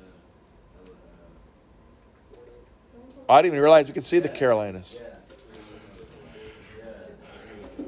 I know there was this big dial on the top, and it had, you could face that way, face that way, face that way, and you were looking at a different state. Alabama, yeah. Alabama. It's an interesting mountain. You can take a trolley all the way up. Yes. Yes. A point of inflection is where the graph changes its, my word's going to be concavity. Brianna, you're talking a lot. Oh, yeah? I think we named most of them. Concavity. Concavity. You know, holding water or pouring water out. Concavity. It's where it changes. All right, let's see here. I think we got to name this. A point with the greatest value compared to the points around it. Also called a local maximum. So, what do we write here? Right here, what do we write here? A point with the greatest value means the highest Y value compared to what kind of max? Max or max? Absolutely. No, it's just compared around it. It's not everything. That would be the relative. I'm gonna try to make my pen even smaller. Well, I'm just gonna try to pick a. You can't see what I'm doing here because it doesn't come up with. Okay, I got the smallest point to choose from now. Relative max. It's the same thing as local maximum. It's the same thing. The point with the greatest value over the entire domain, all the way from negative infinity to positive infinity, there's no other point higher. Absolutely. That would be the absolute max. Absolute max. And so there's a picture of them both. The picture's worth 1,000 words. There's your relative max. There's a relative max. Absolute max doesn't exist on that picture. Oh, actually it does. I'm sorry. Absolute max, there's nothing higher. This goes down forever, down forever. That's a good absolute max. This is relative because it is a max, but not as maxy as this one. If that's even a word. Not as maxy. The third one here. A point with the least value compared to points around it. The least value compared to points around it. It's lower than everything there. That would be a what? That would be a relative minimum. It's a minimum, but then there's another kind of minimum. It's the point with the most, with the least value over the entire domain. The least means as far negative as you go is also least. There's nothing lower than this point here. Nothing lower than that point there. So that would be called an absolute min.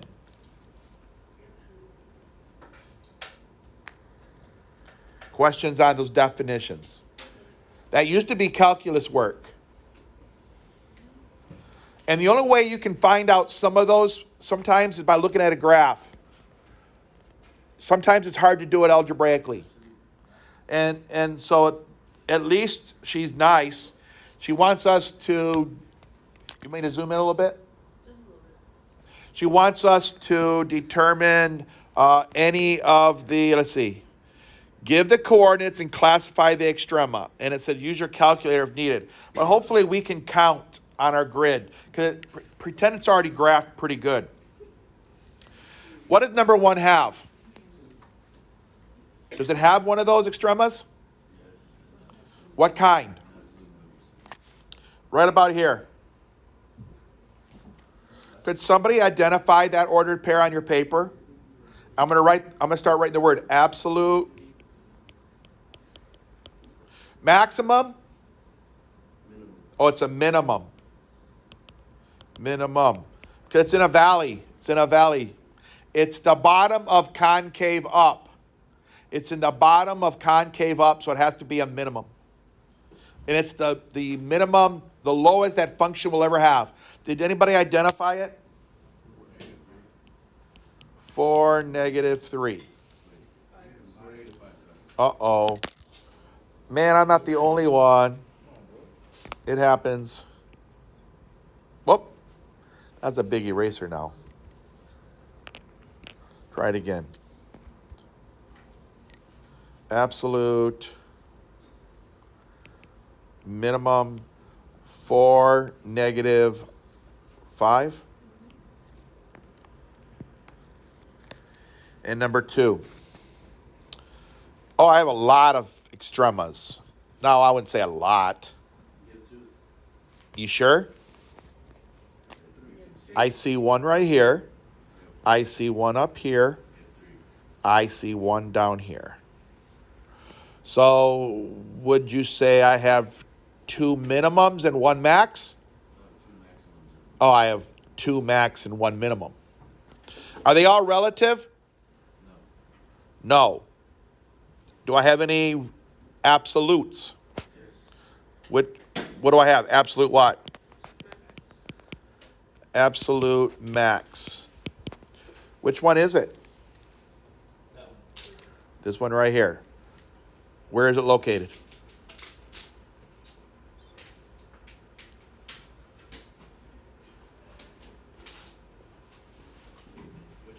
Where is it located? What's the x value? Around 1.5 negative. Well, no, it goes up though.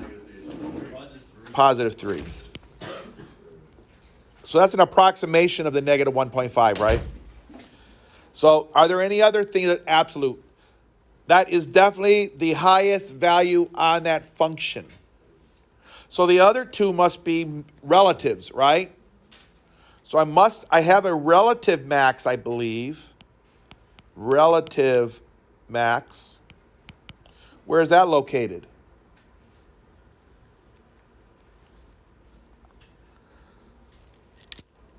I can zoom in on mine. Oh, mine's already zoomed in on me.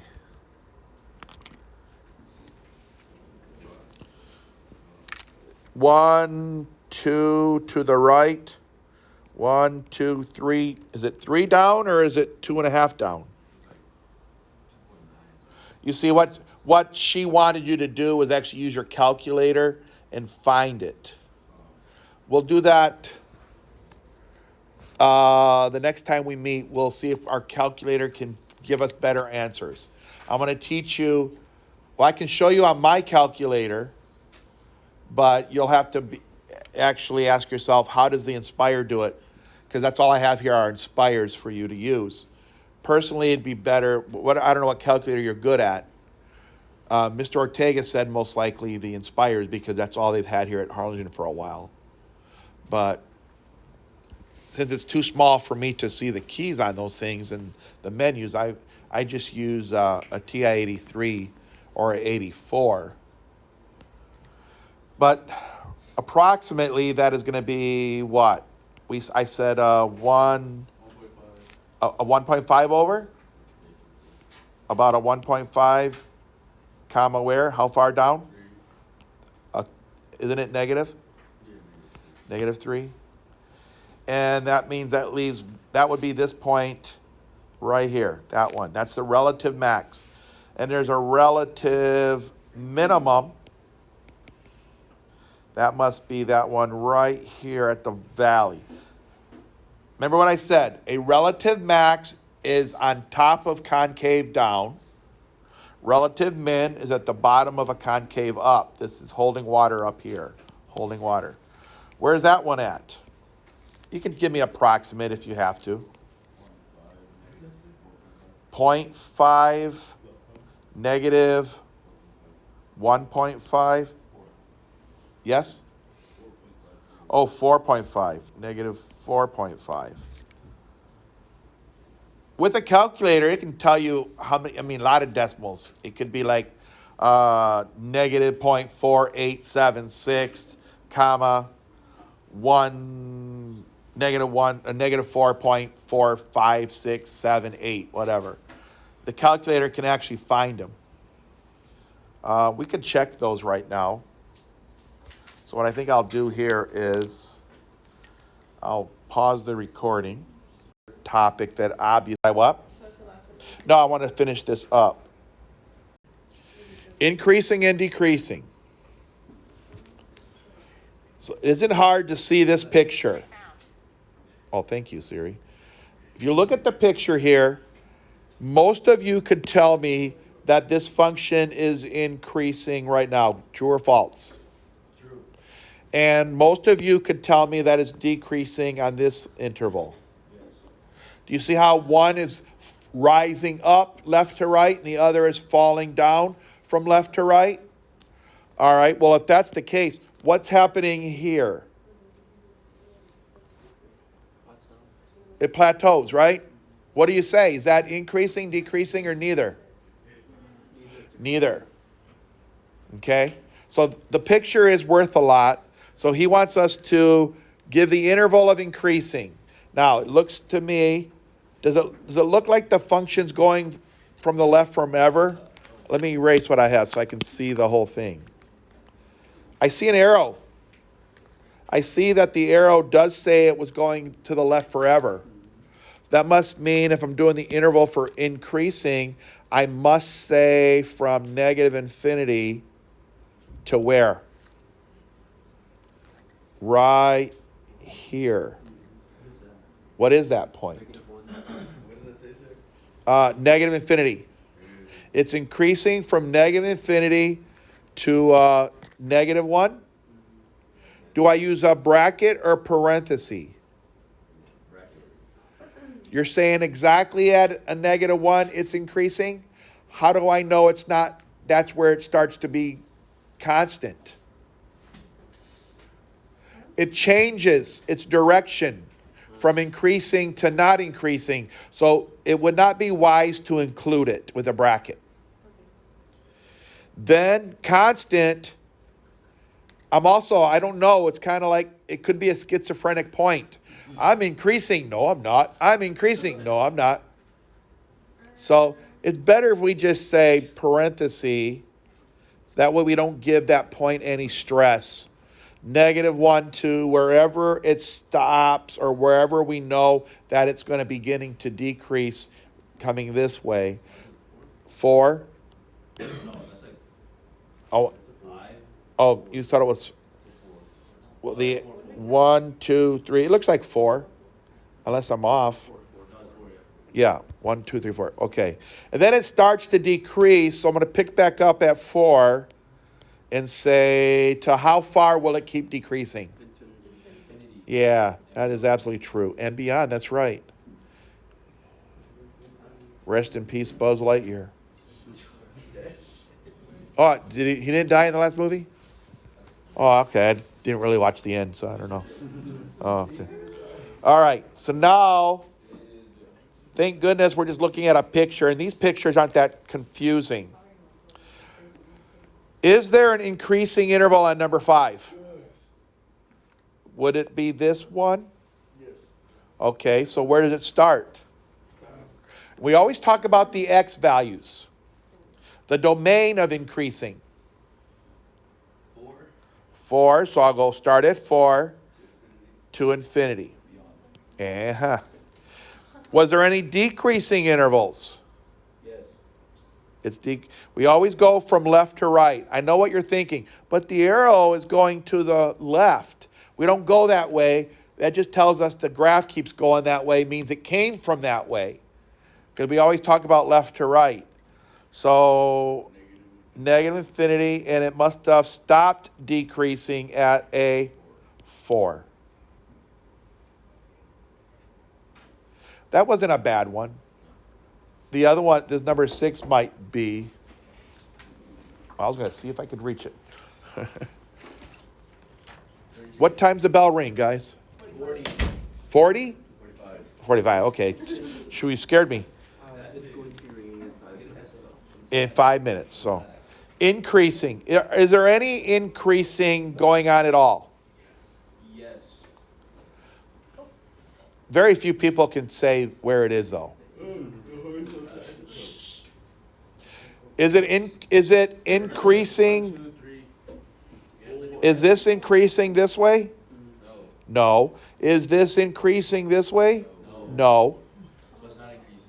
It's never increasing. This thing never increases.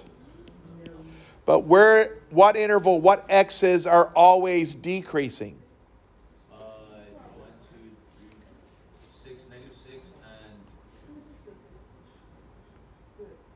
and -6, is that where the asymptote is? no. 1, 2, 3, 4, 5. Looks to me like there's an asymptote here at the negative, right here, -5. But the question is, if I say increases on all real numbers from -infinity to infinity, does that also imply at that asymptote? There's an asymptote here, right? And truthfully, on both sides of the graph, it's decreasing all the time. So a lot of people would want to say it decreases on all real numbers. But it never really gets to the -5. I'm not sure what the author put. I would want to say -infinity to the -5 union -5 to infinity. Because it never hits an x value of a -5. So in my opinion, that's what I would do. I'm not so sure it's a big deal if you just did -infinity to infinity. I don't know how much importance that would have. 7. Does this thing ever decrease? Where? Going down. Where is it going down at? From left to right? Yeah, but we don't go left. We're going from left to right. Technically, it's always increasing. Even though there's a horizontal asymptote here, it is getting closer to the asymptote farther left. So it's increasing everywhere. Increasing always. Always. And it never decreases. All right, let's call it a day.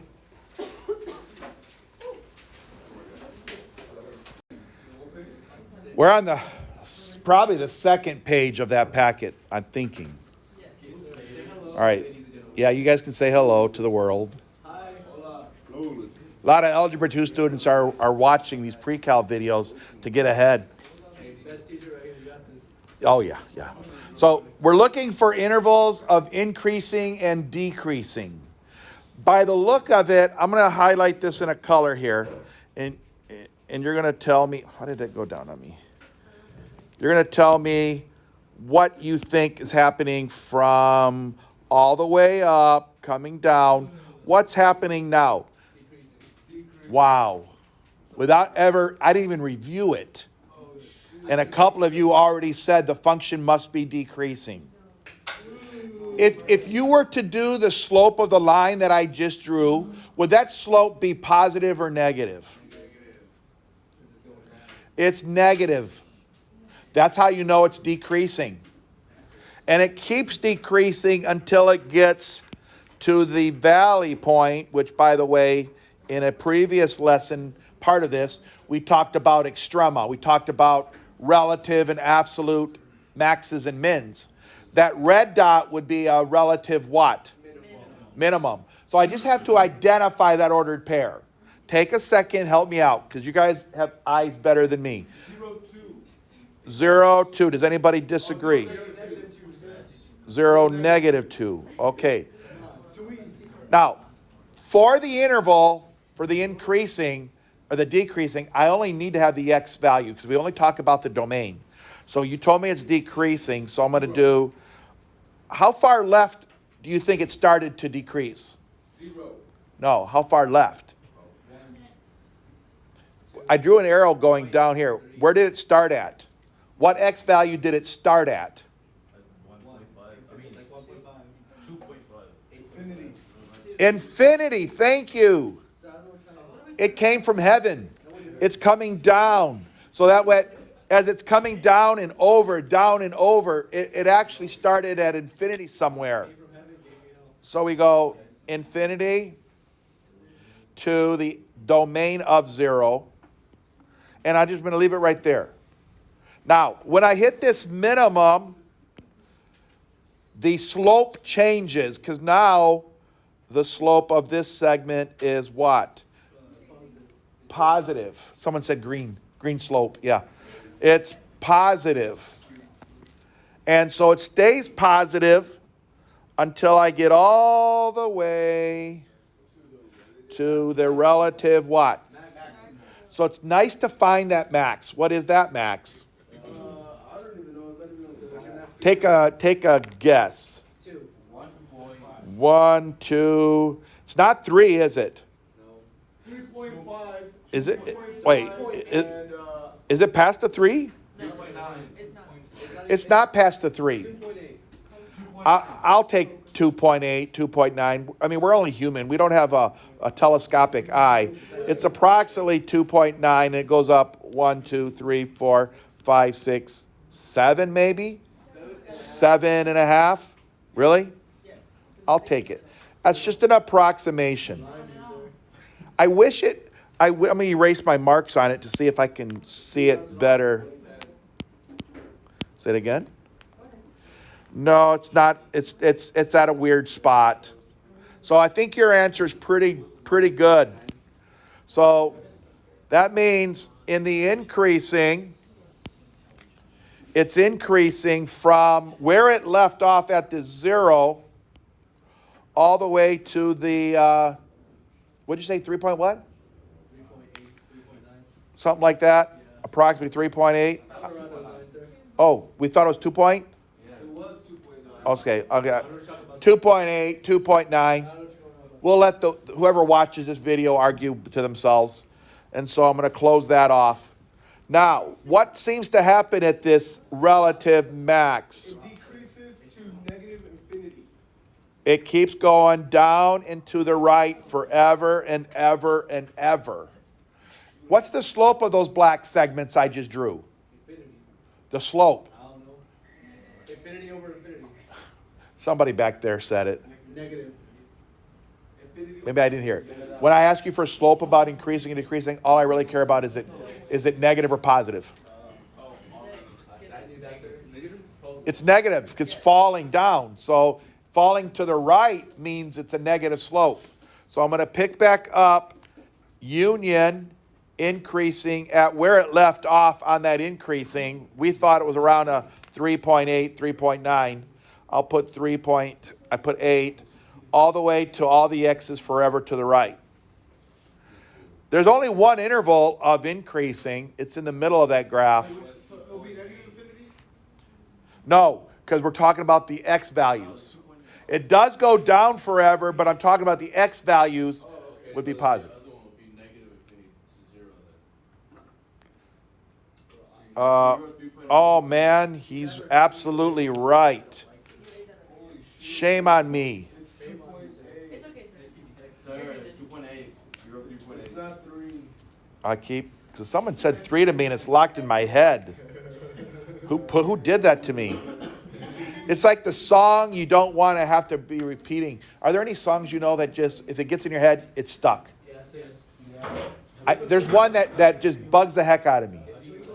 If somebody starts singing the Everything is Awesome video song, oh, it'll never get out of your head. It's cool and you're part of it. That is really scary. You know all the words. Sir, I've been hit by that like a movie like 10 times. All right. So I'm gonna do the whole picture here. I'm gonna say from the left forever, it is decreasing. It stops some x value here. Then it picks up, changes its slope. Now it's increasing. It stops right here at this maximum. and then it starts to decrease again. Then it stops at the local or relative minimum, and then it continues going up and to the right forever. I'm concentrating on to the right forever. So tell me, how many intervals are increasing? Oh, wait, why didn't I change the color on that? I'm looking at my color code and said, what did I do wrong? That was there. Oh, there's 2 increasing. So what are those intervals? Yeah, they are, but what's the interval? What's the x value that it starts at? Since I did not ask you for the max and mins, you're on your own. Negative 2? Unless somebody disagrees, I'm going to write negative 2. I disagree. What is it then? Out of spite. He's just Oh. a hater. To where? Where's the next relative? 0. It goes to 0. Dirty gaslight. No, is it? Could be. Then it picks back up again because it has another increasing. So I go union. I need to know what this interval is. Starts at a 1 and goes how far? To infinity. I think I agree with that. At least relatively, it's pretty good. And how many decreasing intervals were there? 2. So let's see. Where does it start as far left as you can go? Infinity. Try better than that. Negative infinity. Don't do the same mistake I made. Negative infinity. Where does that particular interval as it comes down, where does it stop? What x value? It's the negative 2 that we already talked about. Union. Where does the other one start? At this particular x value. That's what we were saying over there. To how far to the right? Do you realize what you're doing is a good percentage that we do in calculus for a lot of the year? We're always having to identify where functions are increasing and decreasing. What's that value going to? Infinity, this right here, Okay. infinity. Wait there a little bit. I thought it was 30, man. It's okay. It's not you, it's me. It's definitely. Wait, what did I say? Brianna? I said, oh, The answer was negative infinity to negative 2, union negative 1 to infinity. Negative 1 to infinity? Yes. For the increasing intervals, it's not just 1, it's negative 1. Yeah. Yeah, it's a negative. It's negative 1. Yeah. Infinity. Yeah. The red one. Yeah, negative 1 to infinity. 1. That just says a 1. Oh. Wait a minute. Isn't it a 1? It's a 1, so it's positive. It is a 1. Oh, yeah, my bad. You gaslit me, sir. I know. I'm blind. You're just like my mom. Some people are easier targets. He called you Hey, dumb. yeah, he called you He called you small. slow. He said get big. I'm pretty dumb. Domingo, Uh-oh. you're wanted to see Hey, Brianna. whoever Cantu is. Counselor? The counselor. Oh, the counselor. I go right now. I suppose. Oh, man. Look, doesn't say. Hey, it's a lot Oh, no. easier. It says. Is it for the seat? No, it just says September 20th. Doesn't have a time. No, he's supposed to put the time so you can go. Okay. Don't roam. Just don't roam the hall. All right. Yeah, it's right there. Go ahead. Go ahead. I mean, it's up to you. If you know what it's about. And, I don't know what it's. oh, okay. No, it's a TSI. It's for senior credit. Shh. Yes. Let's get back to work here. This is a cubic function, guys. Yes. No, I went there. Look at the picture. What is it doing right here? It's increasing. I don't know if you even saw it because I did shading. Did shading work? Did shading show up this time? Oh, on this projector, my shading shows up. Let me try shading in the pink. Let's see. What is it doing here? It's going down. It's So why is it decreasing. highlighted? I just chose accidentally, but in the other room, the highlight never showed up. So I'll go back to regular just because there was an accident. So from here, this is what? And then from here, this is what? Decreasing. It didn't do it. Decreasing. And then from here, it's doing what? Increasing. So the hardest part is just to identify this relative max and this relative min. That's the hardest part. Once you identify them, and it's not a bad idea to label it just because you can look at it when you're writing your interval. What is this first one? -1 what? -1, 1. It's left 1. And then this one is a 1, and how far down? -1. They're very similar. So it's not a bad idea, since one of these part of this lesson was finding your relative min and max from a picture. Now there is a way to do it with calculus, but you would probably boycott and have me kicked out of school here if I taught you the calculus to do it. Why would we do that? Well, because it's, this is pre-cal. No one should make you do calculus. See, if you wouldn't have told us, we would have thought it would have been. Oh, and you know what? Some of you would have learned it perfectly. And you would have said, then if I said, that's calculus, you're going to go, really? I thought calculus is going to be super hard. It's really not. The hardest part about calculus is not calculus. It's the pre-calculus. All the facts you're supposed to memorize, all the rules, all the rationalizations, the simplifying expressions, graphing, all that stuff is what people have trouble with. They ace the calculus part. So I have two intervals that are increasing. So let me do those intervals increasing. Where does the first one start? Negative infinity, to the left forever. All the way to where it stops at x equals to -1. Then it union to the other piece that I have in blue, starting at the x is 1 and going all the way how far? So you're telling me all the way to infinity, the function is increasing. You're telling me that if I keep going to the right, I'll finally make it to the 7th level of heaven. Yeah, okay. I don't know about that either. I know. I was taking some educational liberty or making an analogy. You understood what I meant. Up and up and up. Maybe we could have took it in physical terms. If I keep going, will I make it to Pluto? No. Pluto isn't a planet. Whatever. I didn't call it a planet. The rock formerly known as the planet Pluto. All right. So decreasing.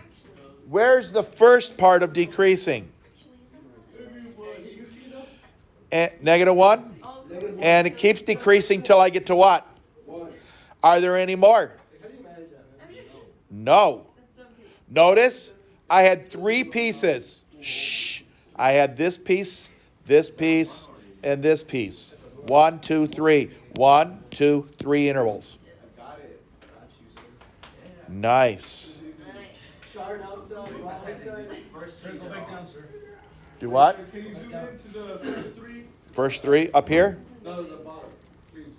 Yes, thank you. Feel free. Took a picture. Can you move it down to the last There you go. The last 3.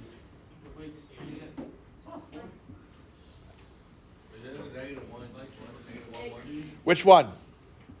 Number 10. 10? We said negative infinity to -1. Picked up at 1, went to infinity. Then the decreasing started at -1 and stopped at 1. That is kind of crazy. -1 and stopped at what? -1 to 1.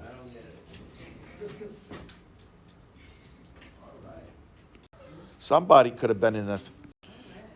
Oh, I'm done. All right. Let's do some of the homework together. All of it? You don't have that page? Okay, let me pause here. Official coma. Let's do a couple homework problems. Chicken's still raw. All right. Number 1, the directions say identify X and Y intercepts. So I'm going to work it with you. Listen to what I'm thinking. I believe I would choose an x-intercept right here. And I don't see any other. Let me label it right now. 0, 0. I believe there's a y-intercept. Let me find it. A y-intercept crossing this line right here at 0, 0. And we already learned that if your x-intercept is 0, 0, then the y-intercept must also be. Likewise, if your y-intercept is 0, 0, then the x-intercept you have also 0, 0. But there could also be more x-intercepts, remember, but not this one, because this function is the graph of a cubic. I'm just giving you extra information to remind you of your Algebra 2. This could have been the graph of, and this is what I like to do. I like to extend the problem to remind you of something else. Hopefully you graphed y equals the cube root of x. I hope. So what is that? The cube root of x. What am I looking at? That's this picture. Anyway, doesn't matter. If it reminded you of something, great. If it didn't, then just keep it in a spot for later. So 0, 0, 0, 0. For the cube root function. Oh, wait, this part's real easy, sir. Can we just say that? Number 2. Wait, this part's easy, sir. Shh. Yes. Can we just skip these with a 7? If nobody needs any more help with these two, I'm fine. They are. So do you guys all raise your hand if you still need help with intercepts. We got a hand. So let's do number 3 then. Or pick which one you want, 2 or 3. No, he raised his hand. 2 or 3. What'd you say? Number 6. Oh, you want to jump to 6. All right. Number 6. Oh, that's number 5. Number 5. Okay, you're being schizophrenic. Pick one. Number 5, let's start with the x-intercepts. I see when the y equals to 0, remind you that when the y value is 0 is where you find the x-intercept. So I find the x-intercept at right here. 1, 2, 3. So what's the ordered pair? 0, 3. No, it's not 0, 3. It's 3. Oh, that's too big. I don't know why it's. How did the pen get that big? Okay, let me try it again. Let me erase that. We said it was 3, 0. Sir, this math ain't math. And as a matter of fact, I just got done telling you that the y had to be 0 where I made that pink shaded line. Now, the y-intercept It don't exist. will have to occur when the x value is 0. And if you look very carefully, this is telling me that this function will rise forever, getting closer and closer and closer and closer and closer and closer, but never ever touch the y-axis because there is a what kind of asymptote? Vertical. There's a vertical asymptote. When the x equals to 0, there is a vertical asymptote. So those that said there was no y-intercept, you're absolutely correct. There is no y-intercept. So we can write the word we can write the word none or NA. Okay, moving on. Find the zeros and the y-intercept. So in English, he's saying, find the x-intercepts. And I put possibly plural because there can be more than one. And y-intercept, did he call them functions? Of the function. So therefore, there can only be one y-intercept. If it wasn't a function like that oval shape we saw on the other page, there can be more than one y-intercept. Because it's not a function. All right. Let's look at the first one. Now, you may not remember what that graph looked like, number 7, but I'm telling you it looks a lot like the graph of number 6. It's very similar to number 6. I'm trying to, you know what? It may actually be the same graph as number 6. It could very well be. Without checking it, it's going to look like number 6. That's what an absolute value looks like.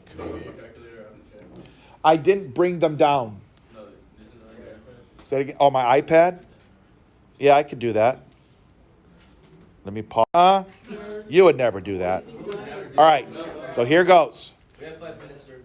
Okay, we have time for this one. Are you serious? 35 minutes. He almost had me there. Wow. I like to do the y-intercept first because it's the easiest, remember? It's the easiest. Because I know at the y-intercept, what has to be 0? X. X has to be 0. Put a star by it. X has to be 0 to do the y-intercept. That means I'm going to plug a 0 into here. So this is y. Don't forget. Write it out. Y equals to the absolute value of 2 times the 0 minus a 5. Close the absolute value. When I get done, subtract 1. Go inside the absolute value. It's just like a parenthesis. Got to treat it together. 2 times 0 is? 0. So it's an absolute value of 0 minus 5 and minus 1, which turns into what? Positive 5. So y equals 5 minus 1, which is? 4. 4. So what's the ordered pair? Y equals 4. No, that's not an ordered pair. Not ordered pair. We want an ordered pair. Y equals positive 4, comma 0. 4, 0? 0, 4. 0, 4.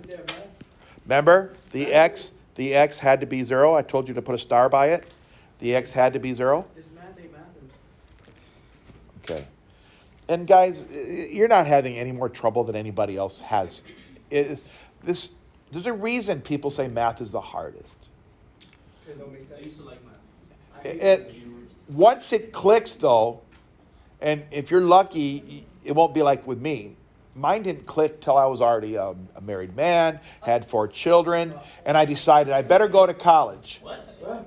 So I decided to go to college, and my scores were so low, they made me take this introductory to algebra class. And I was overwhelmed because I bought the book, and I started doing the review chapter before the class started, and I ended up getting an A for that class. And I was like, wow, I can do math. I didn't know it. Sir, why do math? Can you do math? What? That is so profound, Caleb. Hold that thought. X-intercept, which are my zeros, and there could be more than one. That occurs only when the Y-intercept is 0. y-intercept. I mean, Y is 0. Put a star by that. That way we know that if I only have 1, then there's got to be a 0 for the y. Okay? Yes. Yes.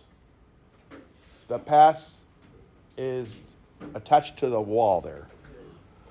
Here goes. So very carefully. If the y is 0, then the f of x is 0. Absolute value of 2x minus 5, absolute value minus 1. So to solve this, I think we did one of these in the practice. I got to get the absolute value by itself, so I got to get rid of the minus 1. So I add 1 to both sides. So allow me to write 0 plus 1 is a 1 equals to the absolute value of 2x minus 5. So can we just put 5 then for the true value? Since we already know what it is. No, we're not done. We're solving for x.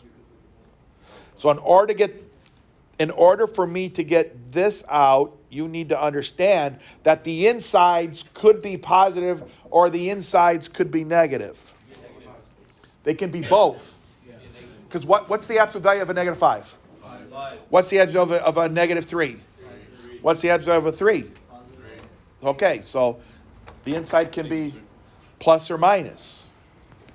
So what I'm going to do is create 2 equations. 2. I'm going to say that the insides, this inside junk, 2x minus 5 could be equal to 1, or I'm going to say 2x minus 5 could be equal to a negative 1. What is No, that, 6? there's a 1 right here. No, but that's a 0? Sir, is that 0, 2x minus what? What is it? 0 up here? 0 equals to the absolute value of 2x minus 5. No. 2x minus... Minus 5. 5. No. Minus 5. Minus 5. Minus 5. I said the insides, I clearly said that. That's a 1, right? That's a 1. So the insides could be a positive 1, or the insides could be a negative 1, because once you do the absolute value on it, you get a 1, which is what's written here. So you have 2 possible zeros, 2 possible x-intercepts. So then I may as well go down here and be prepared for it, that there's going to be a second one. So, where are you getting a 2 times 3? Because of 2x. Well, I'm not done yet. You're already getting an answer, maybe? Yeah. He's telling us that maybe one of the answers is 3. Yeah, but let's work it out. That way everybody else can be as quick as you. I add both sides of 5. That gives me a 2x has to be a 5 plus 1? 6. Divide both sides by 2. X is a 3. X is a 3. There's one of them. That's what this young man was saying. Now the other side may or may not be as easy to do in his head, but I bet he can. In this case, I will add 5 to both sides again. Add 5, add 5. Now I got 2x equals to a what? A 4. Yes, negative 1 plus 5 is 4. Divide both sides by 2. I now get x is 2. I was way ahead, that's why. You probably were. So there's your 2 answers. I was. Okay? Now, that equation that we just worked on is in the first unit of Algebra 2. So I know you've had to have seen it. Whether or not we learned it's another story. Which is, since COVID, that's our life story. And we're just now getting out of the darkness that COVID created in our educational system. You might be the first generation that is actually going to be learning something. You guys, your level, where you are at, might be the first generation out of COVID that's learning something in school. Oh my gosh, Caleb. Moving on. Number 8. I'm going to do the y-intercept first. I'm going to do it a little faster because I know x has to be a 0. So y must be equal to 0 cubed minus 10 times 0 squared plus 24 times 0. I think y is 0. So that tells me my y-intercept must, no, it's a point. It's 0, 0. So the x has also... And we're going to find out that true, the 0 will also be 0, 0. But there could be more. We're going to show you why it's 0, but let's go ahead and work it out here. Let's do my x-intercepts, also called zeros, okay? And I know that the y has to be 0. So I'm going to plug this 0 into the f of x, and I'm going to write it out. 0 has to be equal to x cubed minus 10x squared minus 24x. Okay, that's enough. And then I got to solve this. And it's a cubic. Cubics are hard to solve, but not this one. Would it be plus 24x? Yes, sir. Thank you very much. I appreciate that. Plus 24. So there's 3 terms. The highest power is a cubic. There's a whole nother formula for cubics, but this one you don't need it. You just have to remember that whenever you're solving an equation and they're all on one side equal to 0, then factor out any common terms. What's common in every single term? There's an x, at least one, right? Factor it out. That leaves x squared minus 10. 10 what? 10 squared. Nope, I factored out an x. 10. 10, 10 squared. no, Just 10. 10 no. 24. 10 times. If you take an x out of x squared, how many x's are left? 1 x. There's an x. Plus, if you take out an x off of 24x, what's left? 24. Man, sir. So now it's just a quadratic. And it's a simple quadratic because the leading coefficient is a 1. So when you're just dealing with a 1, all you have to do is worry about this positive 24 and say, I got 24. Factors of 24. You can start with 1 and say 1 and a 24. You can even make them both negative. Negative 1 and a negative 24 because they multiply to get me 24. But do they even come close to adding up to a negative 10, which is what I need? 2 and a 12 if they're both what? They both have to be negative. That's the only way they add up to a... Do they add up? Uh-oh. Hold on, that didn't work. Say it again? Yeah, but then that won't give you a positive 24. So that kind of backfired. That's the way it could be trouble, sir. I know. That was a good guess, though. I almost fell for it till I checked it. No, sir. Are there another couple of numbers that multiply to get 20? 4 and 6. Oh, wait, you can just put 2 They have to be both negative and both positive. I think, is it 3 and 8, 3 and 7? -4, -6. 3 and 7. Negative 3 and negative 6. But those multiply to get 18. Oh, negative 4 and a negative 6 do give me a positive 24, and they add up to a negative 10. Beautiful job. You found it. So then, 0 is equal to the x times an x minus the 4 times x minus the 6.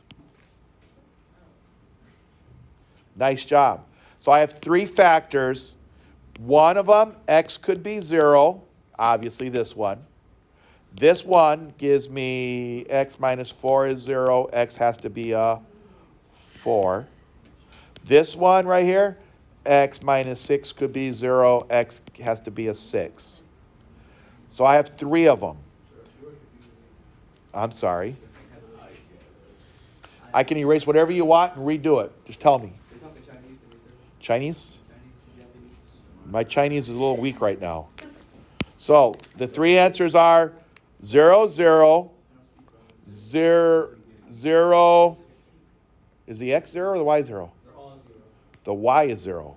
So I can't put a 0 there. Have to put a 0 here. Negative, not a negative. Positive 4, 4. 0, It's 6 and 4. and 6, 0. There's the 3 zeros, or x-intercepts. We had this one, which came from this. Remember, that gave me that. This one came from the x minus 4, that one. And the x equals to 6 came from x minus 6. You know, sir, just when I thought I was understanding it, you threw a whole curveball at me. Oh, I know. That's the way math is. Math is just a big. Math is like a snowy mountainside starting out with a little tiny snowball, and everybody goes, oh, that's easy. Then that ball starts going down the hill, and the snowball just gets bigger and bigger. Pretty soon it wipes out a whole village. Not very exciting, is it? I mean, all right. Is it too late to run out, sir? No, It's not too late. it's not. Why am I doing all of these? Oh, I've already done how many homework problems? You've done Whoa, 2. You're not doing all Might of as well them. finish the page. You might as well finish it, sir. Finish the 5. man. You're helping us to You're get a helping better us. grade. I on don't- quiz. Well, maybe. You're gonna look better. You're gonna be such a good You're teacher. gonna get a pay raise, bro. Yeah, like I'll give you Hi. $5 whole dollars. Wow. It's a gallon of gas. I'm going to put that in my investment account. 5 whole buckaroos, sir. All right. So the y-intercept, I do those first. So if I do the y-intercept, come on, right, pen, right. X has to be 0. Can you look at that real easily and tell me what the ordered pair has to be? I'm just going to put the x had to be 0. Y equals 0. No. It's 4. 4. Negative 4. No, it's a 4. Don't tell me It's a that. 4. Exactly. For those that don't see it, let me do it. No, I see it, sir. I promise you. Well, not everybody. There's a lot of shy people in here. Y has to be equal to 4 times 0 to the 4th minus 17 times 0 squared plus the 4. This goes away, y equals to 4. Whoop, I put it in the wrong spot. 0, 4. I'm always ready, sir. I know that, Caleb. I have faith in you. Thank you. And I don't say that lightly. It's really kind to hear that, sir. All my life I've heard the opposite. I do understand why.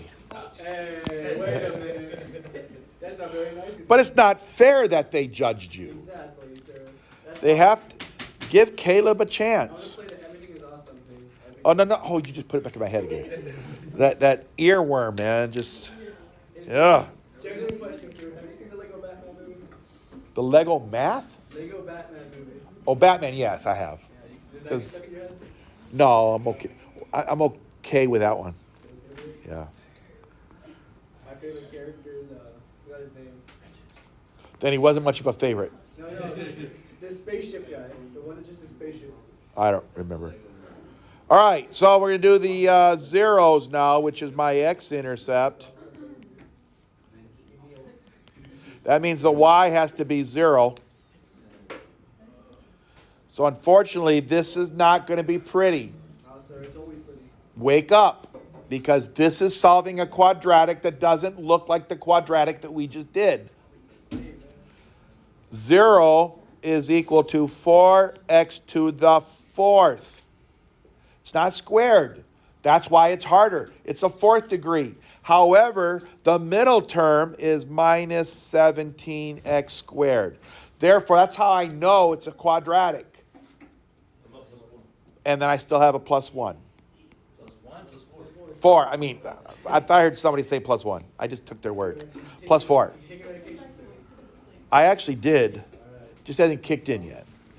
So, as I look at that, I don't know which way I did it with you. I could just pretend it's a normal quadratic. I could go here and just write it as 4x squared minus 17x. In other words, half of 4 is 2. Half of 2 is the invisible 1. Okay? Plus 4. And just treat this like normal. Okay? Well, it's not one of the prettier ones because there's a leading coefficient of a 4. So you have to take this 4 and multiply it by this 4. That's how much? How much? I said multiply this 4 by that 4. 16. I need two numbers that can give you a positive 16 that have to add up to a negative 17. Easy, light work, light work. 1 and what? 1 and 16. Do they have to be positive or negative? because you're adding up -1 and a -16. Bingo. If you add them up, you have a -17, which is what I'm looking for. Now watch this. Watch this. That turns this into 2 parentheses, and since there's a 4 here, I write 4x. I write a 4x here. And since she gave me a -1, I'm going to put -1. Since she gave me a -17, I write -17. Normally what we say is, oh, I'm so sorry. It's alright, sir. Mistakes happen in the heat of passion. What were you watching? Unless he's assuming I'm passionate about math. You are passionate about passion. You know, I am. Uh-oh. What's he doing? Can you imagine somebody at home going, "Oh no!" All right. So that means, guys, 4x minus 1 could be 0. Lost track. Oh, about math. Yeah, you're passionate. Minus 16. Yeah, I am passionate about math because if I can learn it, and I wasn't even allowed to graduate with my class because I wasn't passing my senior year, and the Army helped me cheat by taking the GED. So I ended up getting credits. You can do that? Well, back in the day, in Michigan, you could apply some of your GED credits to your, what did you need? I needed a government class, so that's a social studies. I needed a math class because I was failing math all the time. And so I think I needed another elective. So I had enough credits because I scored super high on the GED. So I wasn't as stupid as I thought I was. I had something. So, but the principal wouldn't let me graduate the class because he didn't authorize me to take the GED. The Army did. You should have beat him up. What you did in the Army, sir? I was a whole lot of kitchen patrol. Long story. Kitchen? Yeah, because of my eyes, Yeah. they wouldn't let me go to my schooling. So I had to stay at Fort Leonard Wood, Missouri for a long time, fighting it with lawyers to be able to do the job that I wanted. What you want to do? I was supposed to be a Korean interpreter. Oh, wow. So, no, I was supposed to go to a school in Monterey, California. That was a year-long program to learn Korean. And it was like a $20,000 bonus. But since I couldn't, my eyes were so bad, they changed their mind about keeping me. And so I had to fight it. They offered me a office clerk position for 4 years. No, they never let me go to the school. Sir, Caleb, he said he knows Korean. well, that's good. No, yeah. He can speak it. He said he can speak it fluently. The only words I know whatever came up in Taekwondo. You should speak it Korean for us. I think I'm all good with All right, here goes. I'm finishing this problem with or without you, Caleb. Hey, wait a minute. I'm going to add 1 to both sides and divide by 4. So in this case, x would have been equal to, why isn't it writing? Sir, is English your only language? No, I got some Spanish under my belt now. All right. Sort of became a commitment once I married Finish this a question. woman from Mexico.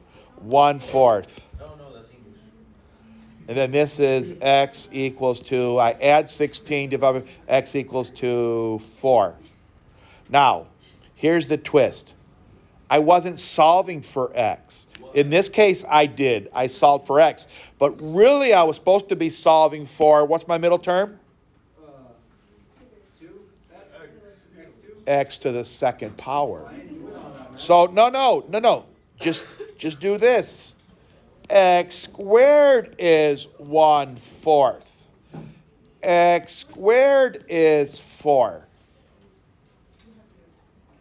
So if that's true, how do I get rid of the squaring, Brianna? Square root it. Both sides, right? And what happens when I square root both sides? It cancel it out. No. Well, it does, but I also have plus or minus. Right? Flip side, get rid of the X. I also have plus or minus. So with the plus or minus, you have to say that the square root of x squared is x, plus or minus the square root of 1/4, just handle top and bottom. Square root of 1 is 1. Square root of 4 is 2. So x, I should have written that better. X equals 2 plus or minus 1/2. The other one, when I square root both, the square root of x squared is x equals plus or minus the square root of 2. And what this creates is 4 separate points, because for every one of these, we were doing the x-intercept, so the y's are equal to 0. So I got 4 of them here. One with that y is 0. Another with that y is a 0. A fourth with that y is 0. A third, I'm sorry, and a fourth with that y is 0. So we have a positive 1/4. We have a negative 1/4. We have a positive 2. And we have a negative 2. So that's a lot of homework problems already worked out with you, okay? Let's continue. Let's do a couple more here. Obviously, you have to finish them all, but given the coordinates and classify the extrema for the graph for each function. She did say use your graphing calculator, but I'm just going to say round it. Just take a look at this and tell me where the extremas might be on number 11. Extremas mean either relative or absolute mins or max. This problem goes up forever. You can see by the arrows. Therefore, there's no absolute max. And since there's no mountaintops, there's no relative max either. But there is a valley. There is a valley. So if you count correctly, and I'm not going to guarantee my counting, I'm going to call that a relative. Oh, no, I will not. Absolutely, it's the lowest value. It's an absolute min. And it's approximately, I'm just saying approximately, if you have a different opinion, fine. I'm going to say about a -1 down to about 1, 2, 3, 4, 5, 6, 7, -7. Okay? That wasn't very exciting because there was just one absolute min. And this number 12 is not very exciting either. Because in this case, since this goes up forever and this goes down forever, there are no absolutes anything. But if I just talk about a local area, like around here or around here, I do have a relative max sitting on top of this mountain. And I do have a relative min sitting in this valley. So I'm going to write that out. That one is a relative max at 1, 2, 3. I think it's 3 over. -3 up 1, 2, 3, 4, 5, I believe. And if I miscount it, just forgive me. And then the loner sitting here in the valley is a relative min. And it's sitting something like 1 to the left and 1 up. So I'm going to go -1, 1. And if I'm off again, just be nice to me. Now let's find one more. Let's see. Well, actually, how many are left of this? There's only 2 left of those, so I'm not going to do the other 2. I will look at one of these 6s. There's 6 of them left. And we're doing intervals of increasing and decreasing. I'll give you a hint on a couple. Number 15, it looks like it levels out. Do you see that? But in reality, it probably is not leveling out. If you could zoom in, which we can't really, we would probably see that there is a horizontal asymptote occurring there. That y value is 1, 2, 3, -3. So it does approach the y equals -3 as it goes to the right forever, but it'll never touch it. my point is this: if I could zoom in on this, you would see that the function is getting closer. That means it's decreasing there. And since it's falling from the left continuously, and I still consider this falling, but you just can't tell. I just know about that function. That function is probably a logarithmic function that we'll do. You probably did in Algebra 2. So for this one, I think it's a no-brainer to say that it's increasing never, but it's decreasing from. I think this goes up and over forever. You just can't, it doesn't really become vertical. So it's decreasing all the way from negative infinity all the way to infinity. Let's find another one.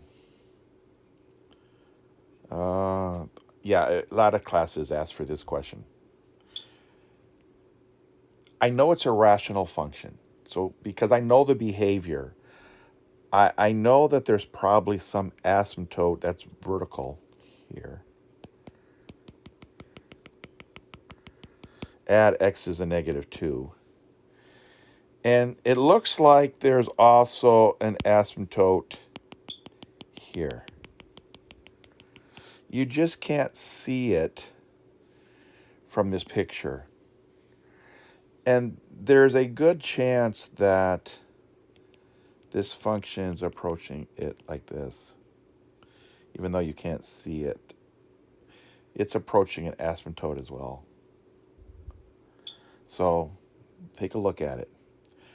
From the left, far left as you can go, and picture this function being way over there trying to ride the asymptote. But as it goes to the right, it starts to go up and go up. It actually is always going up. You just can't tell. Always going up, always going up, always going up, always going up. But that component does not cross that vertical asymptote. So you would literally have to say it's increasing from negative infinity until I get to the asymptote -2, and I don't include that either. You never include it anyway. Now, jump the asymptote. So get as close to this asymptote as you can and realize that the function is now coming up this way. Coming up this way. Why isn't it right? There it goes. Up this way, up this way, up this way. And do you see that it probably started out very close to the asymptote, but it wasn't 100% vertical. It was almost vertical, but actually it was still climbing. So there's always this positive slope that you can't really tell. It's always a positive slope, always increasing, always increasing. So, even though there's an asymptote here, it never touches it. So it continues increasing. And in the future, you might say, oh no, it's touching. Well, if I zoom in enough, I can tell you it's not touching. There's still room here. So you could say this thing, even though there's an asymptote here, it still has room to get closer. And if I still have the asymptote, it's still getting closer. And I say, oh, well, now it's almost touching. Yeah, almost. But guess what?